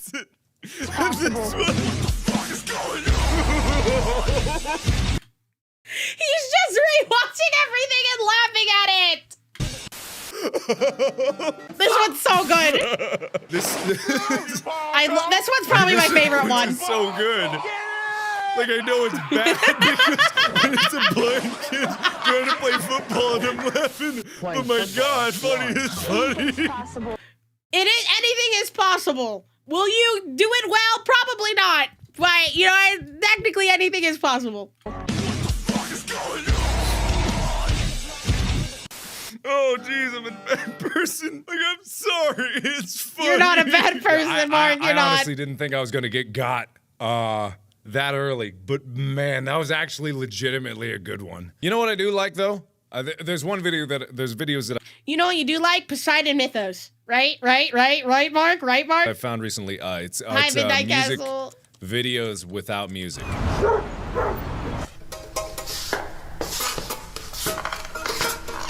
Oh. Banger.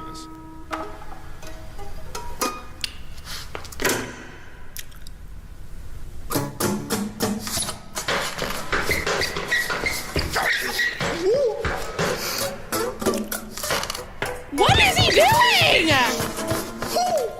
What are you doing?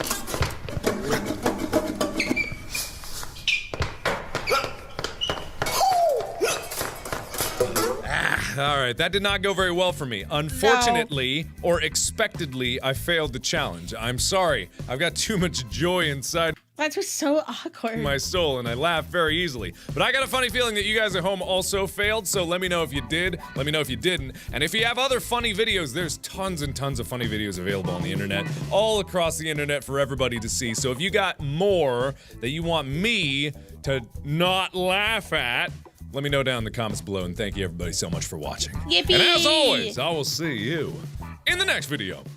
Bye-bye! Next one, next one, next one. Why is this showing up? What the hell? Okay, Hello, everybody. we got the next one. Surely we survived this one, My name is right? Markiplier, and welcome back to the Don't Laugh Challenge. Now, the rules are simple. You laugh, you lose. And I've spent the past few weeks trying to find the very best of the funny clips that I could Ego possibly searching find. yourself? The problem No. being, I can't watch them to confirm if they are. So I've got a big assortment here. I don't know It's why not it's one getting video, it's a whole recommended. collage of various videos. I wonder if it's because I look up VTuber reacts to see like what other VTubers are reacting to, and I'm wondering if maybe it's my stuff's popping up because that was a reaction video. And I am once again going to act as the filter between you, the unsuspecting audience, and the raw, unbridled, raw energy that is the comedy contained in these videos. Or maybe they're not funny at all, but we won't know until we watch them. So, Facts. let's get right into the funny. Oh my god. I am a strong human What being. does this color make you think of? A Banana. warm summer's day, Minions. the light of a sun, a Despicable smiling Me. child? Maybe it's making you think of the surface of a sunflower. It's gonna be a dick. How does this make you? No. No. No. No. No. No. No. No. I know what's How's coming. it make you feel now?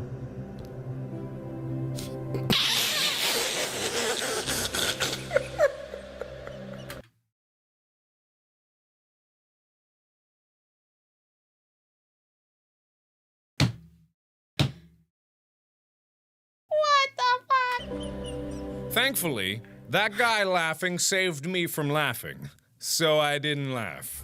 If someone else laughs for you, then you don't need to laugh, right? What is going on?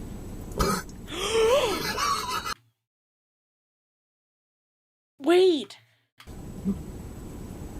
Shut up. Is that the squirrel from Ice Age?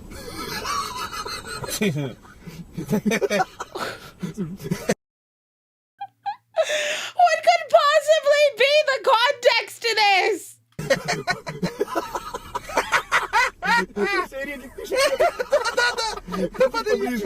That's pretty funny. Oh my god! What is the context?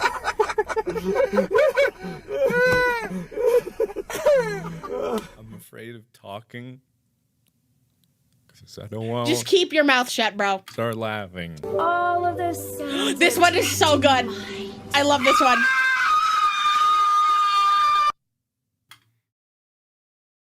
That's what I would sound like if I was in one of those classes.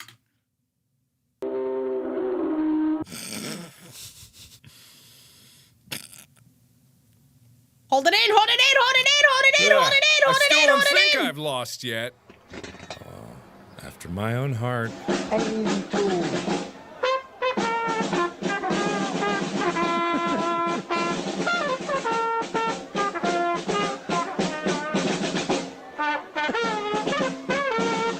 I love the guy holding the flag.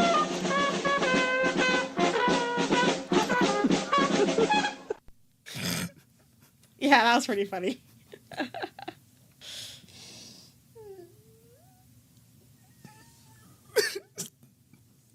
He looks like he's suffering. It's okay, it's okay. You were just breathing wrong. Yep. I'm okay.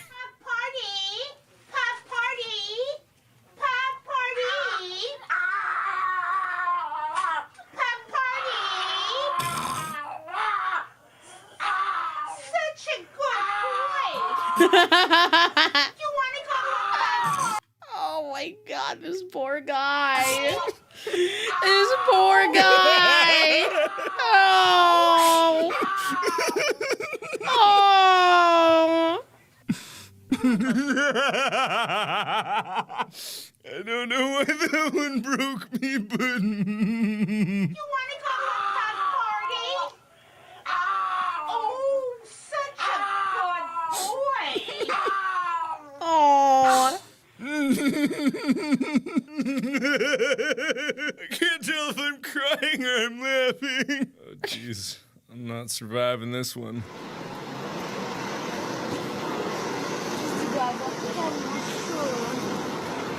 Okay.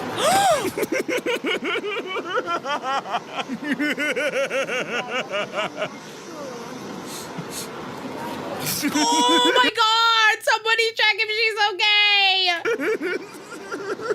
It's just the way that she does a dab on the way down. Oh no! I know she probably got hurt and all, but I'm more concerned for her, if anything. oh no. Oh my god! It's the Pomeranian! I forgot his name! I know what's coming! Doggo. All right, you ain't funny. Bring it on. Sniff. Bark. Bork. Bork. Heck. Oh, it's Gabe! That's his name. His name is Gabe. Bark. Bjork. Bark. Oh god. Heck. Bork. Bark. Bjork. Bark. Oh no.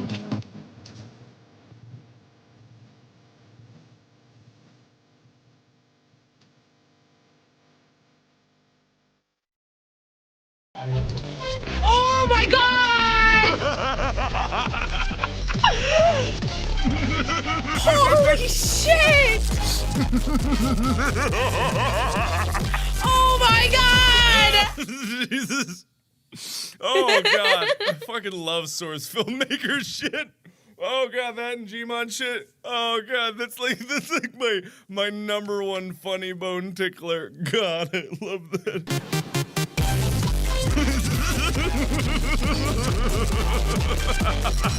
See, my main problem is the longer I do one of these things, the more giggly I get. So the stupider shit, I just laugh too. That's so real. This coffee is strong.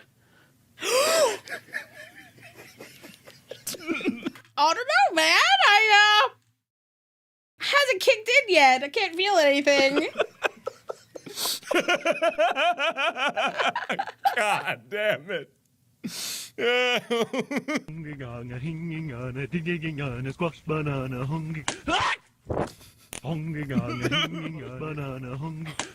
Oh my god. Why would you do this? Why would you do that? Oh, he was just taking a nap. Leave him alone. What? Is this animals in my, like, my one weakness in these videos? I want to fucking die. Same. Make dreams happen. Take a closer look at that meme. Take a closer look at that meme. Oh, God. Take a closer look at that meme. Take a closer look at that meme. He's been really losing it in this one. Okay, I give up. I can't. Oh, I can't do it. I don't know why I tried. This isn't even fun. I know I've devolved to the point where anything will make me laugh. Take a closer look at that meme. So anyway, that was the Don't Laugh Challenge. I lost. Are you okay, Meanwhile, brother? all Are of you are at home okay? like, that fucking idiot laughs at anything. And I know! I'm sorry. I have a gentle soul. So, that's all for this Don't Laugh Challenge. Thank you everybody so much for watching. I can't put these videos in the description because I assembled a huge collage of them from various places on the internet, and I don't have a compilation of them other than this video. But thank you everybody so much for watching. If you want to see another one of these or another type of these, like the Don't Cringe video, let me know down in the comments below. Yippee! And as always, I will see you in the next Thank video. you for the follow. Bye-bye! Hello everybody, my name is Markiplier and welcome. Oh, this one just went down. Okay. We'll have to go up. Yippee! Hello.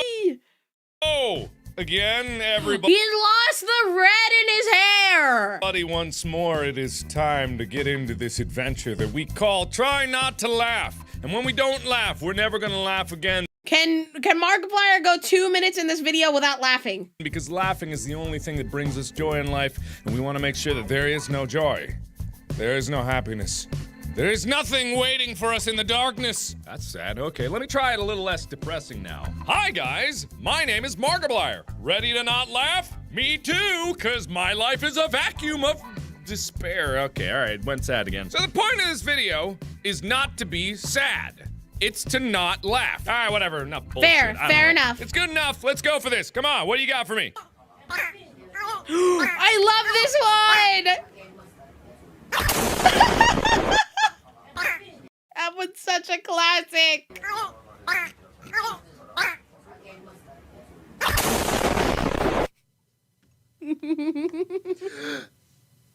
Breathe? Did he laugh? Yeah, okay. Literally 1 minute and he laughed.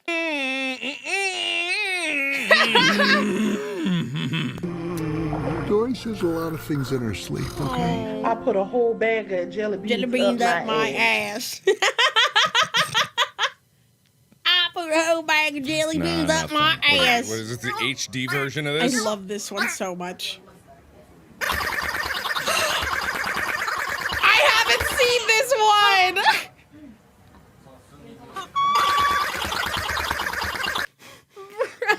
What the fuck? I wasn't laughing, I was just breathing very rapidly, just like that And this thing is was. why I stopped doing like the try not to laugh streams. I should probably do one before the summer is over. But I just laughed way too much. So I was like, this isn't. Hi, Danny. Oh, I'm barely through this. I think I've seen this one before. Oh, so sad. Yeah, I used to do a lot of these, like, try not to laugh streams where community set stuff in. But I felt like I was laughing too much, so I'm like, is this really funny for my viewers to watch? Just me laughing at every single video.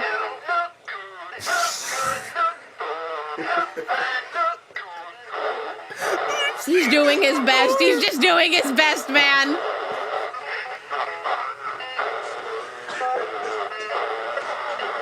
Oh my goodness. Oh, I've seen that before, so it doesn't count because I've seen it before. That's how this works, right? Yes. Oh my God, Zeus! Oh my God, baby! It's Zeus and Thor! I just missed you! Holy bloody mother of God! Jesus fucking my God, baby! Come back a lot! What is he saying? Oh my God, baby! You alright? I only understood like half of that. Breathe! Breathe! What dialect is that? Jesus fucking my God, baby! Come back a lot of oh my God, baby! You alright? What fucking dialect is that? I don't know what that is. You know, I found Sporticus very attractive when I was younger. What do I owe you? Nothing. It's for free. Free?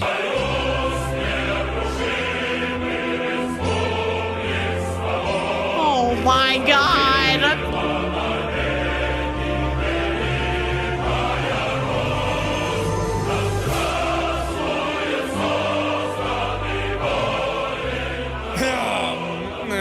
That's crazy. Not funny. No, not funny. No. You done? You know, you got more too, yo. Is this gonna go on for a while? It is. It's gonna go on forever, brother. Free. All right, okay. You done? Was that end really necessary, my guy? Was that part really necessary? You caught me. You caught me. You caught me off guard with that one. Oh. I like sticks. Oh no. Me too. Pick. Let me smash. Becky. No, Ron. Go find Becky. You want some fuck? No, Ron. I don't want some fun. I got you blue. Hey girl, you want some tail? I love these videos so Ron, much. Your tail is small. What? Swiggity Becky, we don't say You that want out yellow. loud. She doesn't want yellow. Becky, that's Blue and mean. yellow. No. Ron, I'm leaving. What? No, wait, let me smash. What does my life come to? Becky thought my tail was big. Becky used a let me smash, but Becky is smashing Ben. Ben is a man, time I'm to get sorry. That bitch a stick. Bitches love sticks. Wrong stick. We gotta get her more sticks. Need stick, got stick, Becky. I got stick, let me smash. It's a classic. What can I say? Are you okay, Mark? Are you okay? I've seen memes of that. I've Thank never you for the seen. follow. I didn't think it was a video.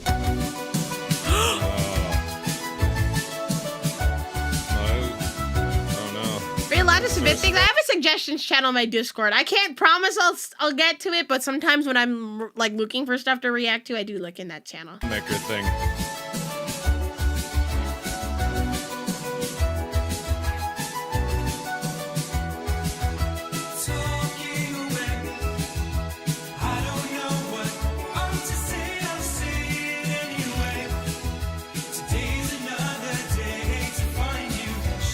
Thank you for the follow.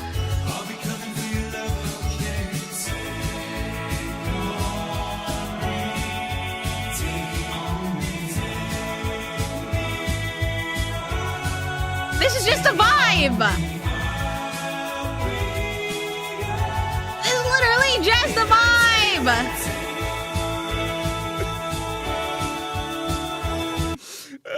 No. No, didn't laugh. John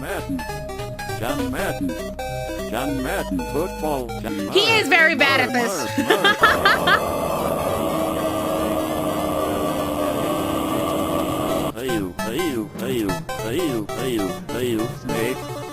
Snake.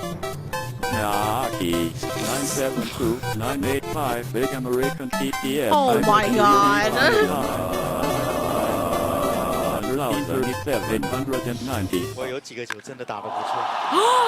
这个球飞到的是在左野方向。Yeah! This ball is local, just like the ex-girlfriend. What the fuck? Why would he say it like that? Who gave him those voice lines? Oh my 我有 goodness. 几个球真的打得不错。 This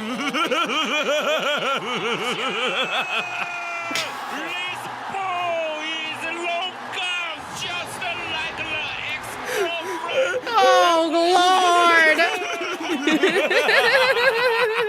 That was a good one. For the bubble. For bubble. Oh no, he missed. Surely he gets this one right. No! Meatball. No! He keeps missing all of them. Surely he gets this one right. No! Oh, I don't know if it's funny to you, but it's funny to me. Please catch it! Get it! Get it! No! Oh.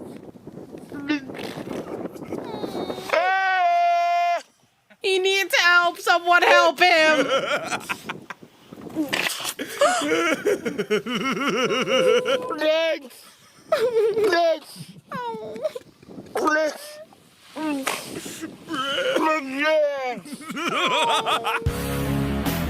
Oh my god, is this again? Fuck!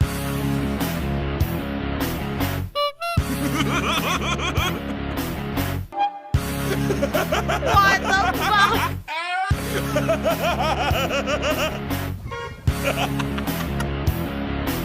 Dick. Just dick. Dick.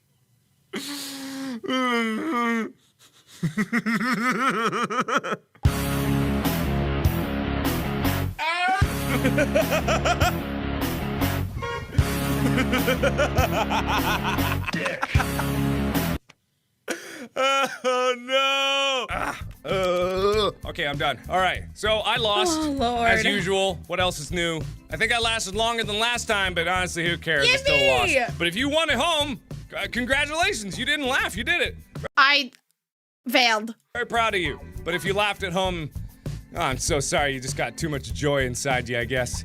But anyway, thank you everybody so much for watching. Let me know I'm a if very you enjoyed this joyful one down in the person, comments swear. below. I had a lot of fun with this one. There was a lot of good stuff in here. And Ooh, if you more want to see Let. another one of these, let me know that as well. I got a dig We for can do videos them in again, threes. but oh man, it's always worth it for those few good ones. God, it's worth it. They're so good. Thanks again, everybody, for watching. And as always, I will see you in the next video. Bye-bye! Yippee! Hello, everybody. Oh, some of those videos really brought me back. See, he's still uploading, which is awesome. I'd love to see that. I still need to play Subnautica. We're gonna be playing Subnautica with Andrea on Monday. So I'm very excited, because I love her. Oh boy. Yippee. Anyways. Next video, shall we? Oh my gosh. JonTron. I haven't seen JonTron in so long. My ex, Medusa, really loved JonTron, and that was probably the last, like, major exposure I've had to JonTron, which was, like, hella long ago. But we're gonna be watching bootleg Pokemon games, because there are quite a few of them out there. Some of them funnier than others, some of them are just straight up buns. So we're gonna be watching bootleg Pokemon games by JonTron.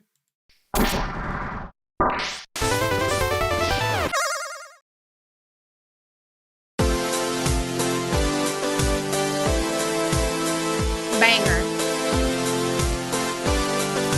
Straight banger.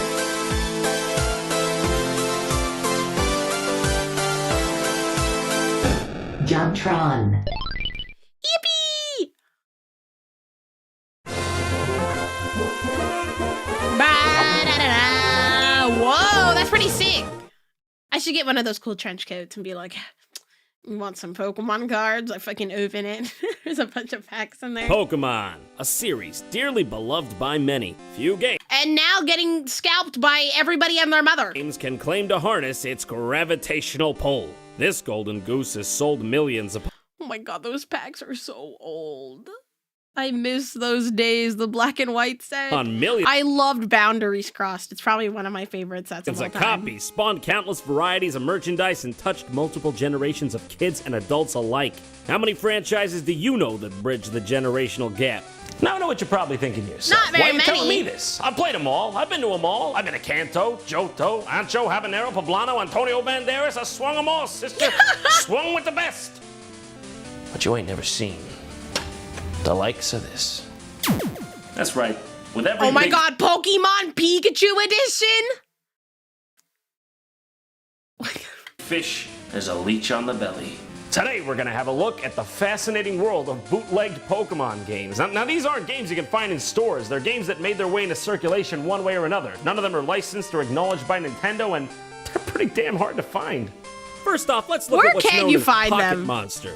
It's inferred that it was released in the year 2000 by DVS Electronics, because on the box art there are two small icons reading New Game and 2000. Oh. Hey, it's not empirical science, but what can I tell you? I'm a simple man. It's strange. The Hi, label on my game Virus. says Pokemon Pikachu Edition, which first off isn't even the name of the game at hand, but if you peel back the label, there's another label that says Pikachu with a C instead of a K.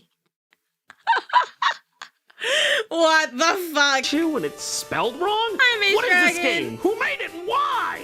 Look at this Pikachu. Seriously, is it any wonder why This is he's the so popular? most Even though he's banger half-assed and Pokemon game I've bootlegged, he ever still melts seen. my heart. I can feel the money loosening from my wallet already. Whoa! He's all like, fuck you.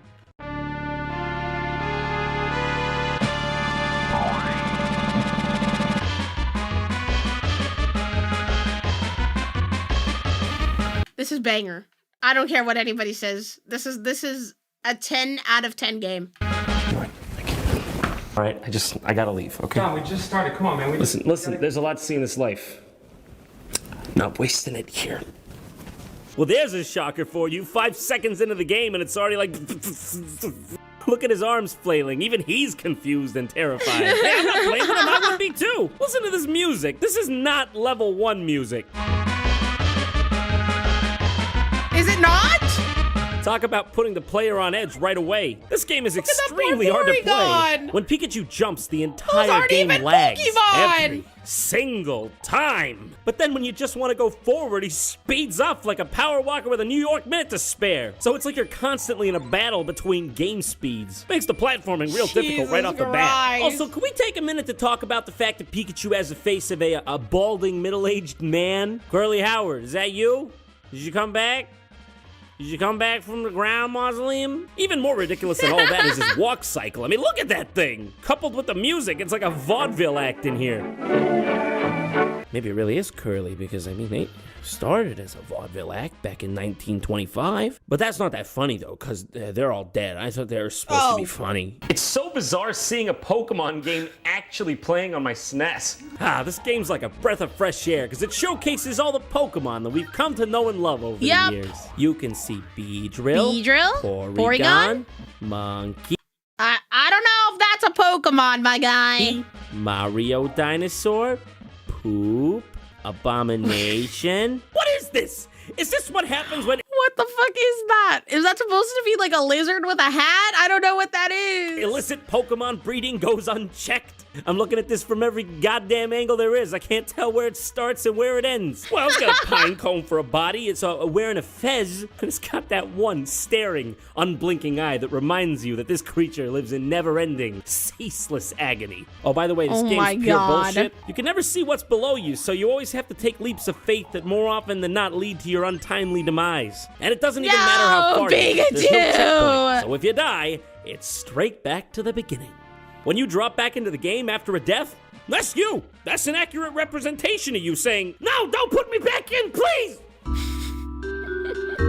The continue screen looks like a PSA for abused Pokemon. To me, it's as if he's laying there, wounded in the light, and a Pokeball rolls up to him, and Ash says, "Keep going, Pikachu, or it's back in the ball for you."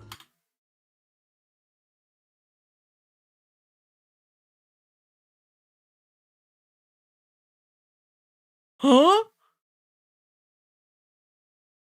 What? No, I don't want it. God, shit. So I finally beat the first level. Boss is a Snorlax. Is that Snorlax? Okay, pretty energetic for a Snorlax, wouldn't you say? That is the fastest I've ever seen a Snorlax move. So at the beginning of level 2, you just see Ash say, "It's hot?" Oh, he's coming. Oh my god, how far does it go? Any minute now. How far does it go? Okay. Beautiful. Oh, by "it's hot," he meant literally. It's literally fire lava. level. Thanks for looking out for me, Ash. I really appreciate it. Oh, this is disgusting. What is that? Is that rancid? Is that a tap-dancing crab demon? Is that Nightmare? Is that true Nightmare? Strangely enough, there's another SNES Pokemon game. It's a Pokemon Stadium. Pokemon Stadium for the N64, it looks like. The biggest difference that being Pikachu that there's looks a like it's been through roster it. of 12 Pokemon. Don't those names just Only look 12? strikingly familiar? Who could forget Spia and Daggett and Rafe? It is a fully fledged game, but there's not much to say about it. I'm just baffled that it exists at all. Next up is Pokemon Adventure on the Game Boy Color. Yippee! Oh man, this one looks great. It looks like a game Nintendo actually could have made. Let's do this. It does. I'm ready to go on this balloon-based adventure with Pikachu. What's happening? Oh, nope. God damn. Fuck! Can't I just have a break? Can't I just have one break? No, you're not allowed to have a break. These were my actual first moments with the game. Complete confusion. You know, this game sets up a certain special scenario for you. It says, "Welcome to the game." That's the one thing you can see. What is that? Fuck you. That is not my Pikachu. This is clearly a platformer. Why is the first enemy unkillable? Is this just a way to condition me for the journey looks ahead? like Sonic. Something you might notice is that Pikachu jumps like Sonic. He's even got those super fast spinny feet when he runs, Yeah, like I was in about Sonic to say, 2. what the hey, fuck? and he even charges up in a ball, like Sonic the Hedgehog. Yep, that's Sonic. Oh, It's Sonic! It turns out that this is actually a hack It's of an Sonic existing 2. hack for the Game Boy Color called Sonic Adventure 7. Okay. What happened to 3 through 6? Do you even realize what this means? Ladies and gentlemen, we are playing what could be the world's very first double hack. Whoa! This was how the game was developed, by the way. Warning, John. You are in danger of reaching hack capacity. Next one up's a bit weird. It's called Moemon. I've seen this way too much, and I actually do want to play this. This one's weird. I don't know what to say about it. It's Pokemon with little girls. I mean, it's very obvious that a lot of care and passion went I into think there's like an updated one where they're like sexy girls, right? making this. I mean, you can actually tell which Pokemon is which by looking at those beautifully crafted sprites. But Why? Do you realize that for this to happen, someone had to sit down, look at Pokemon, and say, you know, this is great, but it needs more little girls. I'm gonna go downstairs to my basement now, next to my little girl dungeon, and program this game. Welcome to Planet Earth, ladies and gentlemen. The next two games I want to talk about are Pokemon Diamond and Jade. Huh, I guess someone...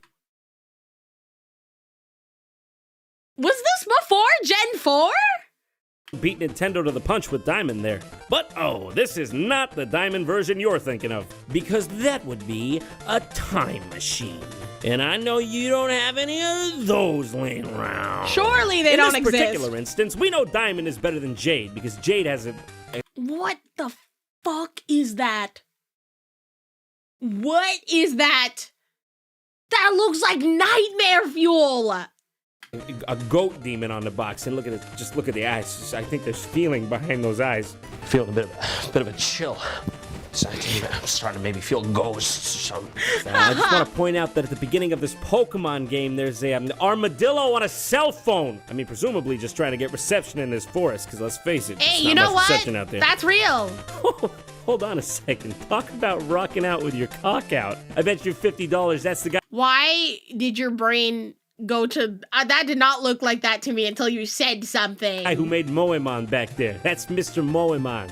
This game is taking something completely fantastical, the world of fantasy monsters, and bringing it down to the most mundane level. He's like, did you remember to pick up the baking soda? So this game has some weird fascination with cell phones. Yeah, totally gets me in the Pokemon spirit. Oh, it's decided. Not even a It's time to make Pokedex? substantial decisions about my life and career. Okay. Oh, wait, never mind. Literally just wants me to tell the time. I bet at this point you're all saying to yourselves, John, what is this shit? Get it out of my face. This doesn't look anything like a Pokemon game. Well, if that's what you were thinking, you'd be right. It is in fact a Japanese cell phone themed... That looks like more like a Digimon to me.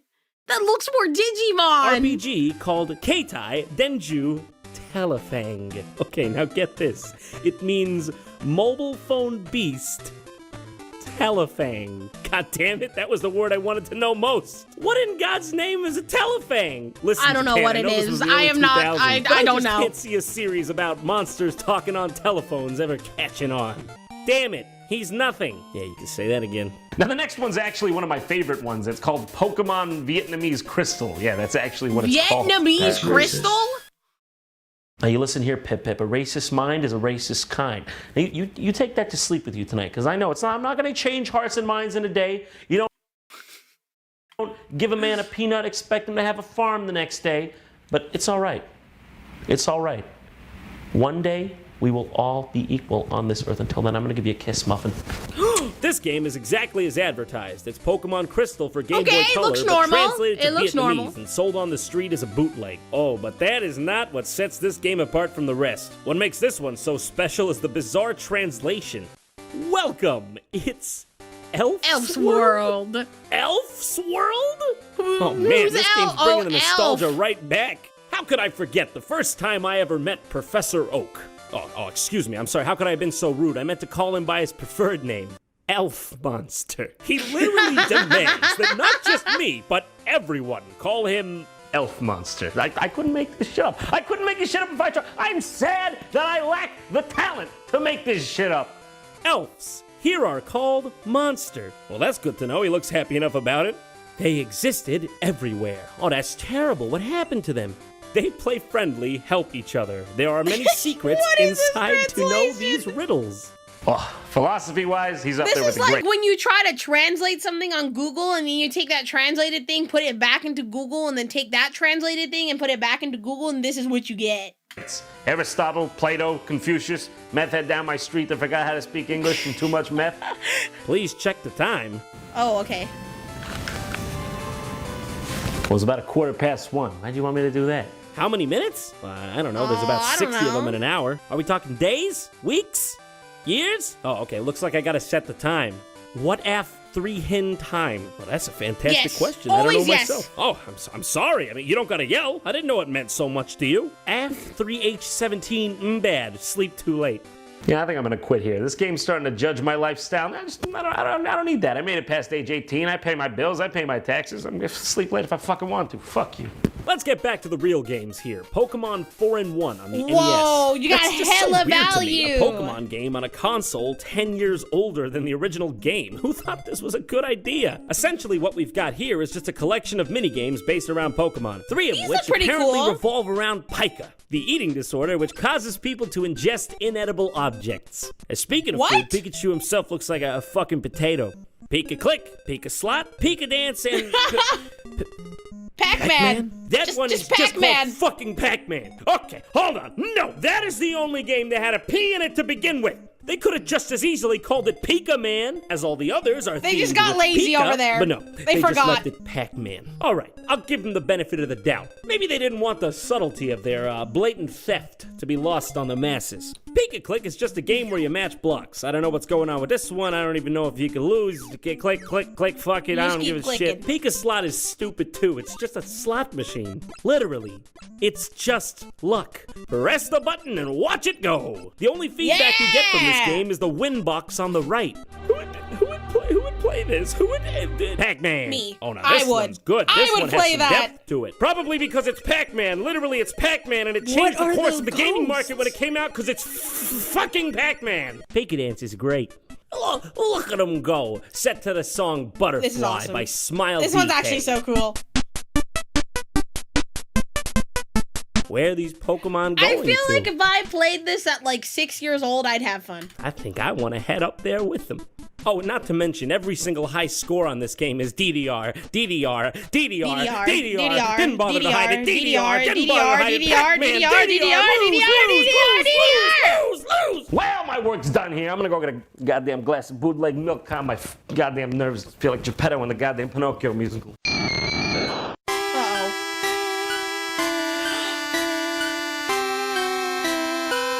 Wait a second, isn't this that version of Pokemon where the Pokemon actually die instead of faint? And it had that version of Lavender Town that caused all those Japanese kids to get mysteriously ill. Oh, I should get rid of this. We're all gonna get sick after this. We're gonna be cursed. Well, maybe I'll just have... I'm going to church. I'm not religious or anything, but I feel like after hearing that, I need to bathe in holy water. one play. No! Don't do it! Don't do it! No!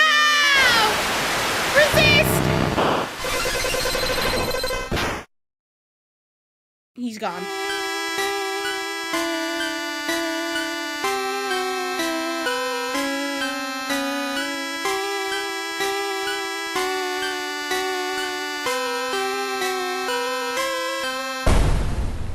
GG. Boobs. Real. Thanks for watching. If you want to stay current with all the JonTron going-ons, don't forget to subscribe to the YouTube channel. Oh my god. This was, look at these old ass logos. Me on Facebook and follow me on Twitter. And if you want to see when something Facebook wasn't just moms. else cool, just click this annotation here. It'll take you to an episode of Did You Know Gaming I voiced on Pokemon Science. It was mysterious. Like the Carl Sagan of Pokemon. Jesus Christ. Oh, this was, I had a lot of whiplash seeing those logos. This was from 12 years ago, 2014. That didn't seem that long ago. Okay, what's his most recent upload? 1 year ago? Okay. Looks like he's like kind of active. He hasn't uploaded in a year though, so maybe not. Oh boy. I feel like watching that style of video brought me back a little bit. It was a little like, I guess. I don't know, there's not very many YouTube videos that they do in that style anymore. You don't really see that, which makes me a little sad. Makes me a little sad. Did he retire? I have no idea. I don't follow JonTron very much. So he very, very well could be, you know, just done with YouTube or done with content, which in my opinion, I respect that. I do. But what if you want to be transported into a Pokemon game? I just wish one day Pokemon's real. I think it got of a major controversy. Oh. I know nothing about that. I know nothing about the controversy. Oh boy. Next up, it's not a Poseidon React stream if we don't do some sort of MandJTV video. I looked and I don't think we reacted to the toughest gym leader in every game. How much money you guys want to bet he's gonna put Whitney? He's going to say Whitney for Gen 2. For the Gen 2 games. I would not be shocked if he was just like, Whitney. Whitney. It was Whitney. Roll out moo milk. I get it. I hated that bitch too. Is that mean? Was that a little mean? Anyways, we'll be watching Toughest Gym Leader in every Pokemon game by MandJTV. Poke fans! Michael here, and in today's video, I'm going to be going over which gym leaders are consistently the most difficult to defeat in every single main series Pokemon game. This should be obvious to most of you, but just in case it's not, the most difficult gym leader is not the one that has the highest level Pokemon. It's the one that players most commonly struggle to defeat at that particular point in their journey. Whitney.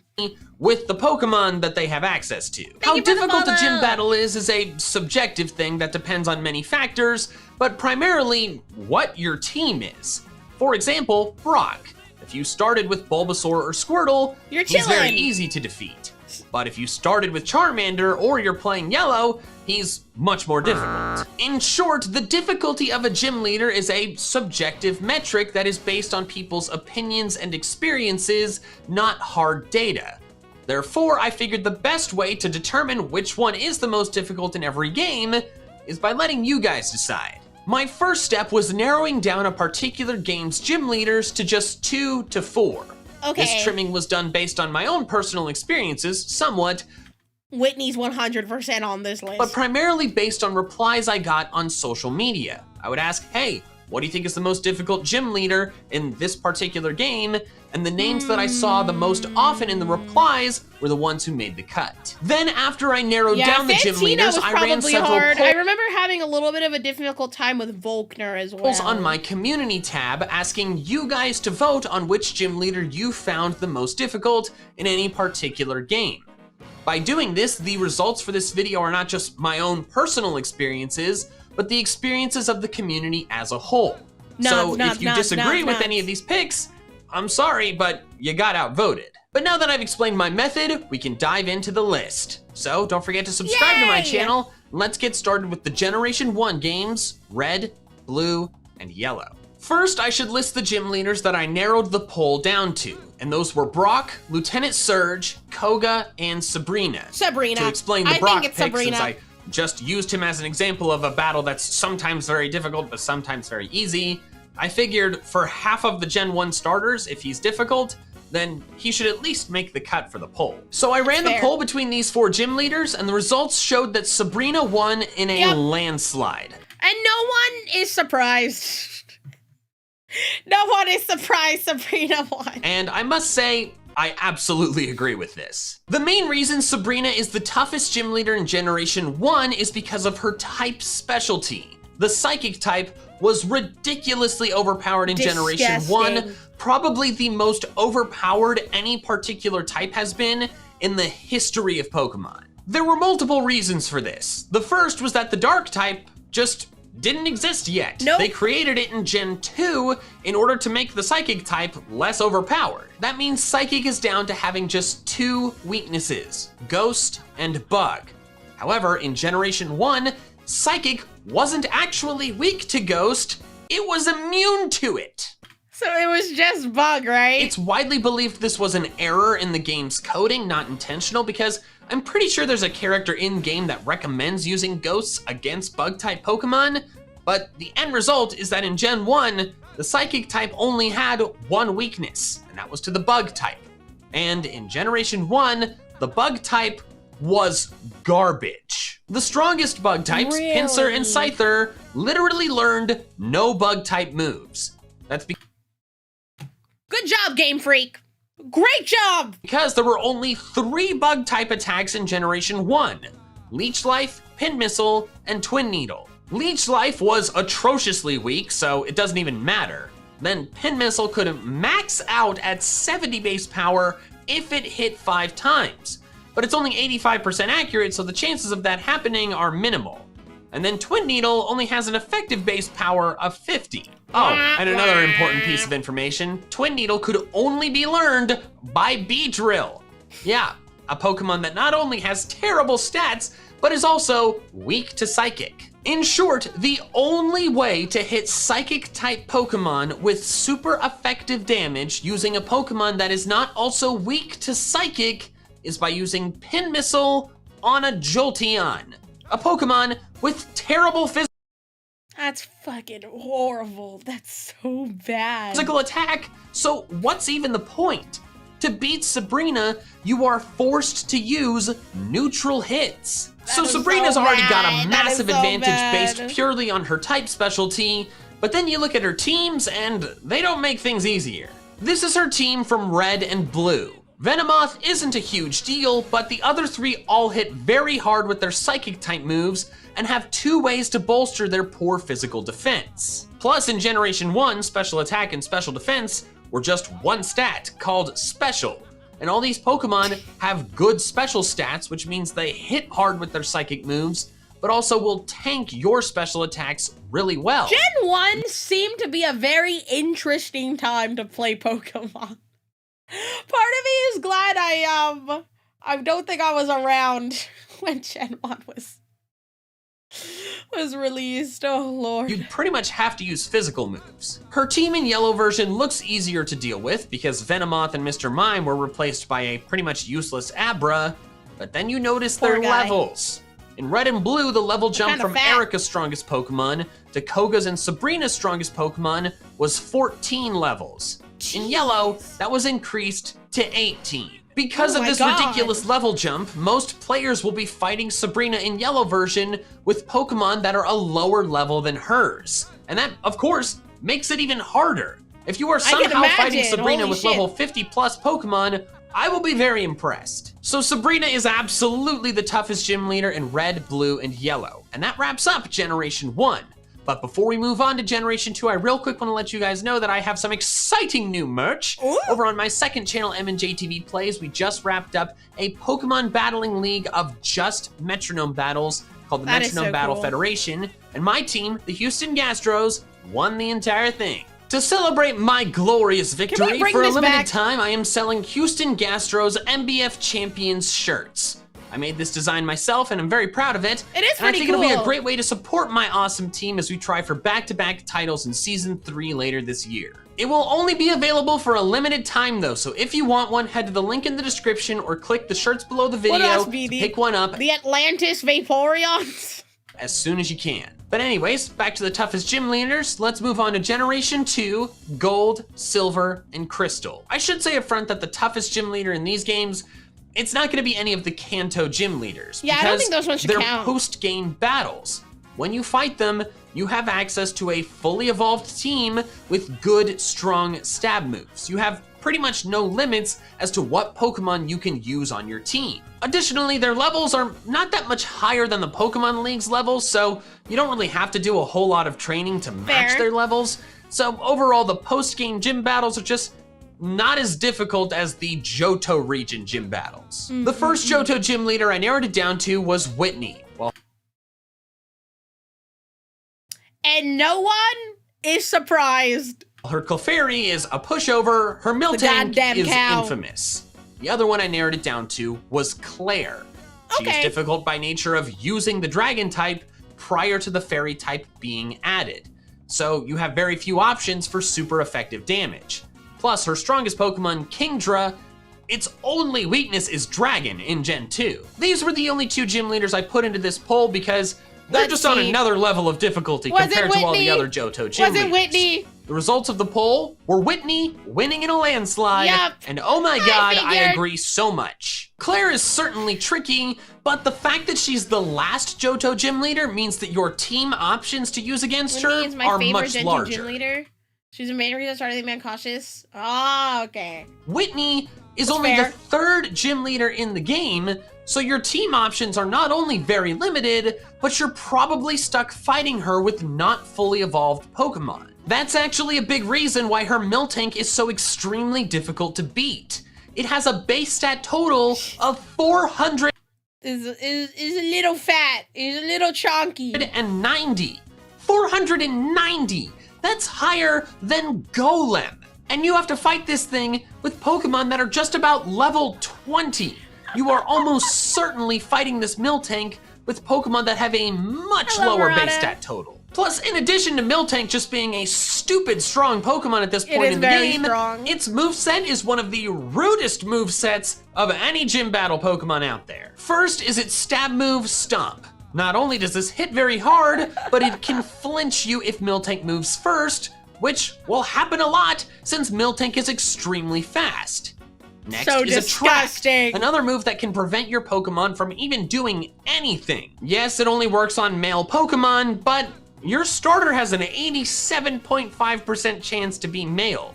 Therefore, your strongest Pokemon, most likely, is getting put out of commission. Next is Milk Hit Drink. with the Attract and Rollout is the Rage Quit combo. Facts. Which means this bulky Pokemon that takes only a little bit of damage at a time can heal itself back up even once Whitney has run out of potions. Then finally is Rollout, a move that gets so strong it can obliterate any Pokemon, even those that would resist the hit. Additionally, Miltank is a normal type Pokemon, which means its only weakness is the fighting type. And guess what? You have two options for fighting type Pokemon. The first option is the in-game trade Machop, which is pretty solid. That's a good Your one. other option is a Heracross, a Pokemon that does not learn a fighting type attack other than Counter at level 44. 27, but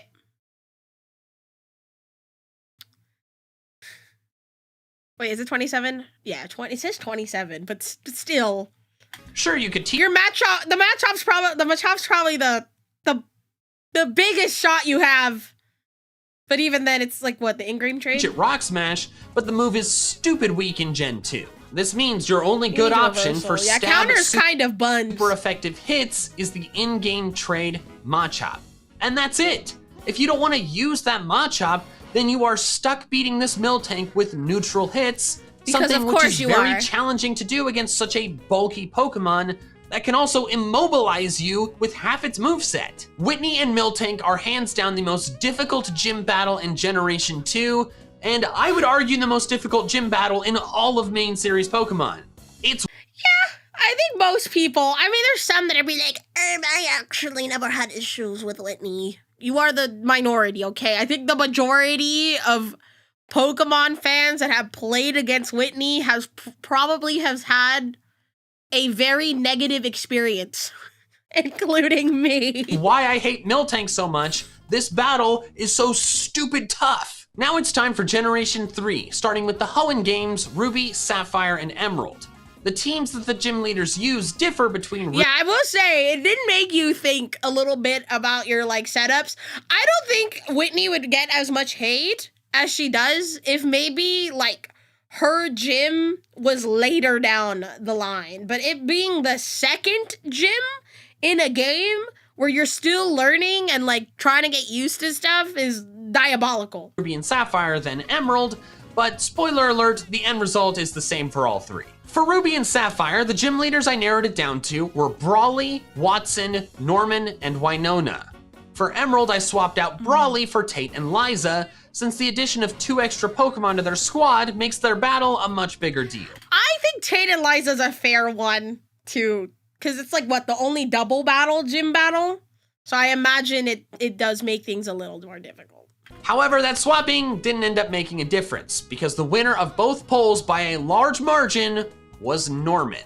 Really? Which I agree with. Norman is difficult for multiple reasons. One of the first reasons is that he uses the oh yeah, for normal types I forgot. I don't know why I thought Norman was a dark type. Normal type, which as I just mentioned, I think I'm getting him confused with Koga. Is tough because while it can't hit that's you right, yeah, the slacking, that motherfucker. Super effective damage. I like slacking a lot. Well, okay, the reason why I like slacking is because he's my best Pokemon in Pokemon Go. So whenever I see like a gym that's open, if I leave my slacking in there and feed it berries every few hours, that motherfucker was not going down. Legendary. The BSD is kind of fat. One weakness. Additionally, his battle is tough because it happens immediately after the previous gym battle with no new areas that are unlocked. Your only natural training between Flannery and Norman is Norman's gym trainers, which likely aren't enough to make up for the level difference between the two leaders. But what really makes Norman difficult are his slackings. Slacking has a base stat total of 670. 670. Yeah. Which is the same. Sorry, I'm so sorry. As Groudon and Kyogre. The dude is using what is basically a legendary Pokemon. And in Ruby and Sapphire, he's got 2 of them. Now, of course, Slacking does have Truant, which means it can only move every other turn. Which is good. Otherwise, this would be broken as hell. But even so, it's still a huge challenge because on the turns it can attack, it can absolutely decimate you with its base 160 attack stat. Meanwhile, you're gonna need a lot of turns to whittle down its HP due to its incredible bulk, which he can then easily cancel out with a potion or slack off. The presence of Facade also forces you to be careful about status conditions, and Yawn is always annoying to deal with. His Emerald team got rid of one of the slackings, but replaced it with a Spinda and Linoon. I think that's a lot more manageable. The double slacking is crazy work. Isn't much of a problem other than Teeter Dance being annoying. If Linoon is able to get off a belly drum, it will sweep your team in devastating fashion. Yeah, While the slacking no longer has slack off, it does have a citrus berry. Plus, having counter means that if you hit it with a strong fighting attack that does a lot but isn't enough to KO, you'll be destroyed with double the damage back at you. Who'd have thought that normal type gym leaders, a typing that is normally subpar compared to the others, would end up being so freaking difficult? Next up are the remakes within Generation 3, Fire Red and Leaf Green.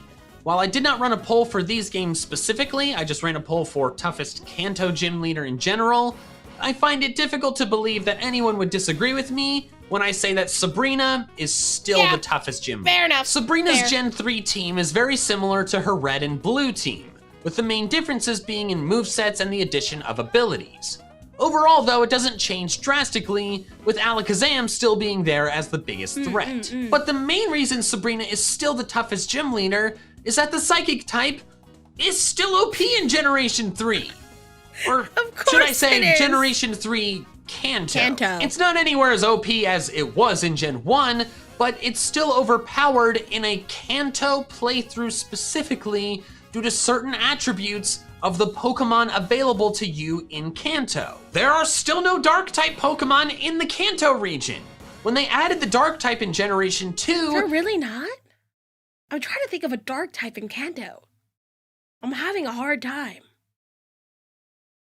What? I can't think of any, because there probably was, they didn't add any, I don't think they made any Pokemon Dark-types in Kanto. I'm like trying to think, because I'm thinking maybe they might have done the same thing as Fairy, where they're like, oh, we just added certain types, we made certain types Fairy. I guess they never did that with Dark, which is interesting. They didn't retroactively give it to any Kanto Pokemon. Then what the fuck was the point? So therefore, you just have no Dark-type options in a Kanto playthrough.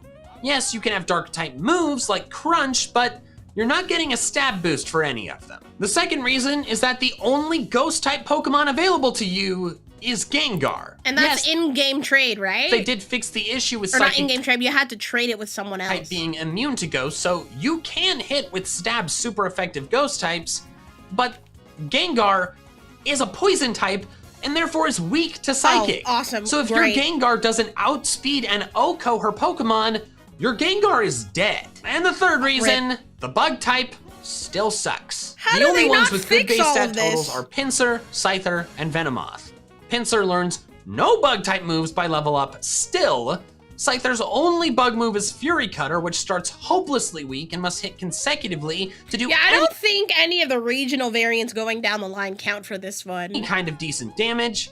And Venomoth is both weak to Psychic, and its best bug move is Silver Wind, which is only base 60 power, and is a level 1 move, so you can't actually teach it to it. Plus, you're not getting non-stab bug moves either. The strongest bug move in Gen 3 was Mega Horn, which 1, isn't learned by any Kanto bug-type Pokemon, but for the Pokemon that do learn it that aren't bug-type, almost all of them learn it at too late of a level for it to be used for Sabrina. The only one that you could possibly use it on is Nidoking, who learns it at level 43, but guess what? Nidoking is weak to Psychic! Fun fact, while the strongest bug move in Gen 3 was Mega Horn, the second strongest was Signal Beam, which could only be learned by 1, Volbeat, and 2, Dugong. For who knows what reason. Why does Dugong know Signal Beam? Hello? So while Sabrina in Fire Red and Leaf Green is it literally makes no sense. Easier to handle than she was in Gen 1, she's still the toughest gym leader in those games, simply due to being a psychic type specialist in I the can't Kanto believe region. this. Next is Generation 4, starting with the Sinnoh games, Diamond, Pearl, and Platinum. The gym leaders I narrowed it down to were Maylene, Wake, Fantina, and Volkner. Yeah, 2 of the ones I struggled with the most are on here, so I think Fantina might get this one, but Volkner was pretty difficult. I remember struggling a little bit with Wake, and I don't think I had an issue with Maylene.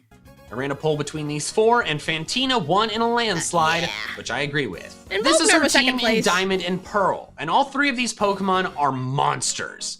Her ace, They Miss are. Magius, has the lowest base stat Crazy total of ass the team. 3, and it's 495. Drifblim just does not die, both due to being bulky as hell and becoming harder to hit due to Minimize. And while Gengar isn't super OP because she uses its weaker physical attack, its speedy Confuse Rays can cause serious problems. Then of course is her ace Miss Magius, which is both fast and hits quite hard with its special moves, especially Shadow Ball, which Why can does be Crasher Wake look like he's pretending to ride a motorbike? He's just having a good time. devastating. But then in Platinum version, Fantina changed from being the 5th gym leader to the 3rd gym leader, which, because of course, in my opinion, made her even tougher. Duskull Yep, is her and new I think tank. Platinum is just the better game. I don't think anybody can argue with you in that. If you're gonna play Gen 4, don't play Diamond and Pearl. Play Platinum. It's just the better game. Which doesn't pose. It's for the most part the same. It's just they added some cooler stuff. They fixed some of the issues. I guarantee the dimensional world or whatever, distortion world, is pretty cool. An offensive threat, but is sneakily difficult to kill. If it burns your Pokemon that are there to use physical dark moves like Bite, you're in trouble. Then is Haunter, which doesn't have as good a stats as Gengar, obviously, but it's still very fast and has both Hypnosis and Confuse Ray. So get ready for even more status conditions. 'Cause And of then course. is Hermes Magius, which she has with the same moveset, berry, and base stat total, but at level 26! Dear God! This lower level is scarier because it's the same situation as Whitney's Miltank, albeit less severe. It is a high base stat total Pokemon that you have to fight with lower base stat total Pokemon. In Diamond and Pearl, you're fighting Fantina with a team that's in the mid-level 30s, and therefore most of them are probably fully evolved. But then in Platinum, if it's you have mid Pokemon at that point. you're fighting her with a team that's in the mid-level 20s, and therefore far fewer of your Pokemon are probably fully evolved. In the mid-30s, you may have a movesets I'm looking at are fucking crazy. fully evolved starter. In the mid-20s, you definitely don't. In short, Hermes Magius stayed the same while everything around it got weaker. Fantina is difficult in Diamond and Pearl, but she is extra difficult in Platinum. Next is Heart Gold and Soul Silver, and unsurprisingly, Whitney is still the strongest gym leader. Yep. While the swapping of one of Nightmare. Claire's Dragonairs for a Gyarados made her easier, Whitney got harder. The first reason this happened is that her Miltank was given a Lumberry, meaning that if you want to cripple it with a status condition, you have to do it twice. The second is that now it has the ability Scrappy, which means the strategy of stopping Stomp with a Ghost type is out the window. Whitney's Generation 4 Miltank is the most difficult gym battle Pokemon in all of the main series, in my opinion. Childhood nightmares, man. Childhood nightmares. What do you think of BDSP buns? My correct opinion. Next is Generation 5, and the gym leaders vary quite a bit from Black and White. Lenora. White to black 2 and white 2. That goddamn watchhog. I keep mentioning it, but that also gave me nightmares as a child. Listen, Lenora, beautiful woman, okay? I'd kiss her on the mouth. But that goddamn watchhog? Fuck that watchhog. For black and white, I narrowed it down to the triplets, Lenora, Elisa, and Drayden/Iris. For black 2 and white 2, I narrowed it down to Roxy, Elisa, and Drayden. Okay, the winner fair. for both polls was the same though, and that was Elisa. This makes sense to me. Okay. First off, she's an electric type gym leader, and I guess that Emolga, if you like went in there and like, I have a ground type, I will sweep this gym. Emolga said, well, fuck you. You can't hurt me. Miltank is 100% more infuriating than Watchhog. the electric type can be difficult to deal The with. volt switching is really disgusting. Because like the normal type, it only has one weakness, but it also has much more offensive power. There are 2 reasons Elisa is more difficult than other electric type gym leaders, though. For the raid. Welcome in, flying- raiders. We are reacting to MandJTV. My name is Poseidon. I'm a VTuber with a VTuber talent named Mythos. Thank you so much for the raid. I hope you had a wonderful stream. Types and volt switch. It's like Mystery In Dungeon black and white, banger all 3 of her game. Pokemon are very fast, so they're likely They all had volt switch. moving first. If you don't have a ground type, they'll volt switch, leave the field, and then have another one of them take the hit instead. You click a ground move on Zebstrika, it volt switches, and in comes Emolga, who's immune. You click a rock move on Emolga, it volt switches, and in comes Zebstrika, who is not weak to rock. Couple that volt switching strategy and limited access to rock and ground types this early in the game, and you have a pretty challenging gym battle. Her team in black 2 and white 2 is easier to deal with since one Emolga was nerfed and the other one was replaced with a weaker Flaffy, but all 3 still know volt switch, and that strategy Because of course is they still do. a giant pain. Next is Generation 6, starting with X and Y, and I must say, I personally didn't think any of the I was about to say the same thing. I don't think I struggled against anybody in this game. They were all very easy. gym leaders in these games were very difficult to defeat, which is a big flaw with these games. So I was super dependent on the community response to figure this one out. Based on the replies to some tweets I posted, I narrowed down the gym leaders to Grant, Karina, and Valerie. And Karina won in a landslide. Yeah. While I have never personally struggled with Karina, I can see why she's more difficult than the other Kalos gym leaders. All 3 of her Pokemon know Power-Up Punch, which can definitely get scary. Hawlucha is the scariest one though, because it's blazing fast and has very good physical attack. It also knows Flying Press, a move that is That both goddamn strong Hawlucha is and has a very tricky annoying. type matchup mechanic that first-time players may not understand. These factors combine to create a potentially sweeping threat. Again, Grant was the worst for me because he has a dragon type move that we have no counter to dragon types. Tyrant isn't weak to water and it deals a lot of attacks. Tyrant is kind of a menace. Not particularly difficult compared to the other gym leaders I've discussed in this video. She's still the most difficult in Kalos because Kalos overall is pretty easy. Next is Omega Ruby and game. Alpha Sapphire, and the toughest gym leader is still Norman. While No his one is team and surprised. therefore the difficulty of his battle stayed overall the same from Ruby and Sapphire, Still, the double slacking is wild work. gym leaders that finished behind him in the polls got easier. Wynona's Altaria lost Dragon Dance, which was the main reason she could be so scary, and Tate and Liza returned to just having 2 Pokemon. Next is Generation 7, starting with the Alola games, Sun, Moon, Ultra Sun, and Ultra Moon. And these games don't have gym battles. They have kahunas. They were replaced by totem Pokemon battles and grand trials against island kahunas. I'll be covering who the toughest I don't know. I didn't really struggle with these, with the at least Sun and Moon. I never played. Oh, I did end up getting Ultra Moon, and then I realized like 3-4 hours into the game that it was not a different game, and I never picked it back up. kahuna is because they're very similar to gym. I know that there was like, oh, the Necrozmas are in here, or you know, it's slightly more difficult. I just didn't want to play Gen 7 again.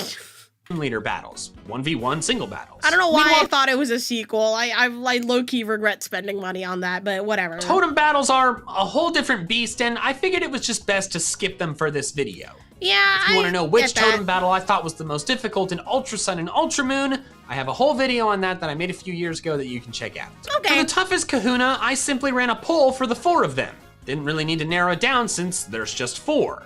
I ran one poll for all 4 Alola games since their teams are very similar, and Nanu won in a landslide. Okay. My memory of these battles is a bit fuzzy since I haven't played through the Alola games since Ultra Sun came out, but based on the responses to this poll, it seemed the reason most people picked Nanu was because of his Alolan Persian. First off, it's got the Z crystal, so that can be devastating. The It fake also out has is so Fur Coat, silly. which halves the damage it takes from physical attacks. Since most fighting type attacks are physical, this basically cancels out one of its weaknesses. It carries Power Gem for coverage against bug types, and while it has no coverage for fairy or fighting types, it's blazing fast and can cause serious flinching problems with Dark Pulse. Overall, not as difficult as older gen gym leaders like Sabrina or Whitney, but I can still see why people picked him as the toughest one of Gen 7. Or should I say the Gen 7 Alola games, because we still have the Gen 7 Kanto games, the Let's Go Let's Go Pikachu and Let's games. Go Eevee. I thought there was a chance that Koga might pass up Sabrina as the toughest Kanto gym leader, because in Let's Go he has some really frustrating toxic protect. I didn't finish Let's Go. I honestly used Let's Go as a shiny Pokemon hunting simulator, and then I just sold the game. I never finished it. Stalling strategies on I had more fun shiny hunting in that game than actually playing the story. 3 of his 4 Pokemon. Please don't kill me. So I ran a poll between just the 2 of them, but nope, Sabrina still won and is still the toughest gym leader. To me, this makes sense. While the weak bug-type Pokemon problem has pretty much been completely remedied by this point, you're That's still all I use limited it for. in Okay, Ghost and Dark I'm not the only one then. I'm not the only one. types. The only Ghost type is still Gengar, who is weak to Psychic, and there still aren't any Dark types. Okay, actually, of course not. That's not quite true. You can get other Ghost and Dark types via in-game trades. Okay, because they have in-game some of the trades regional for type Alola or the forms regionals, allow yeah. you to get some other Ghost and Dark type Pokemon. Those being Alolan Raticate and Alolan Marowak in both games, then Alolan Muck in Let's Go Pikachu, and Alolan Persian in Let's Go Eevee. But that's Never got a Johto Let's Go game. I mean, there might still be hope for a Let's Go Johto game. They might be a little fashionably late. But you never know. Very limited in what Pokemon. I don't know. Pokemon be releasing wild games, you know?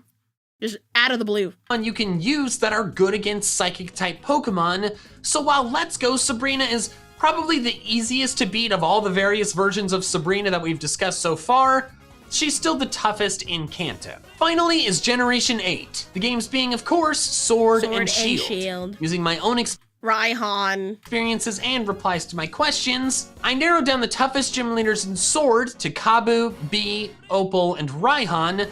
Then the same group, but swapping I do remember struggling with Raihan a B little for bit. Alistair in Shield.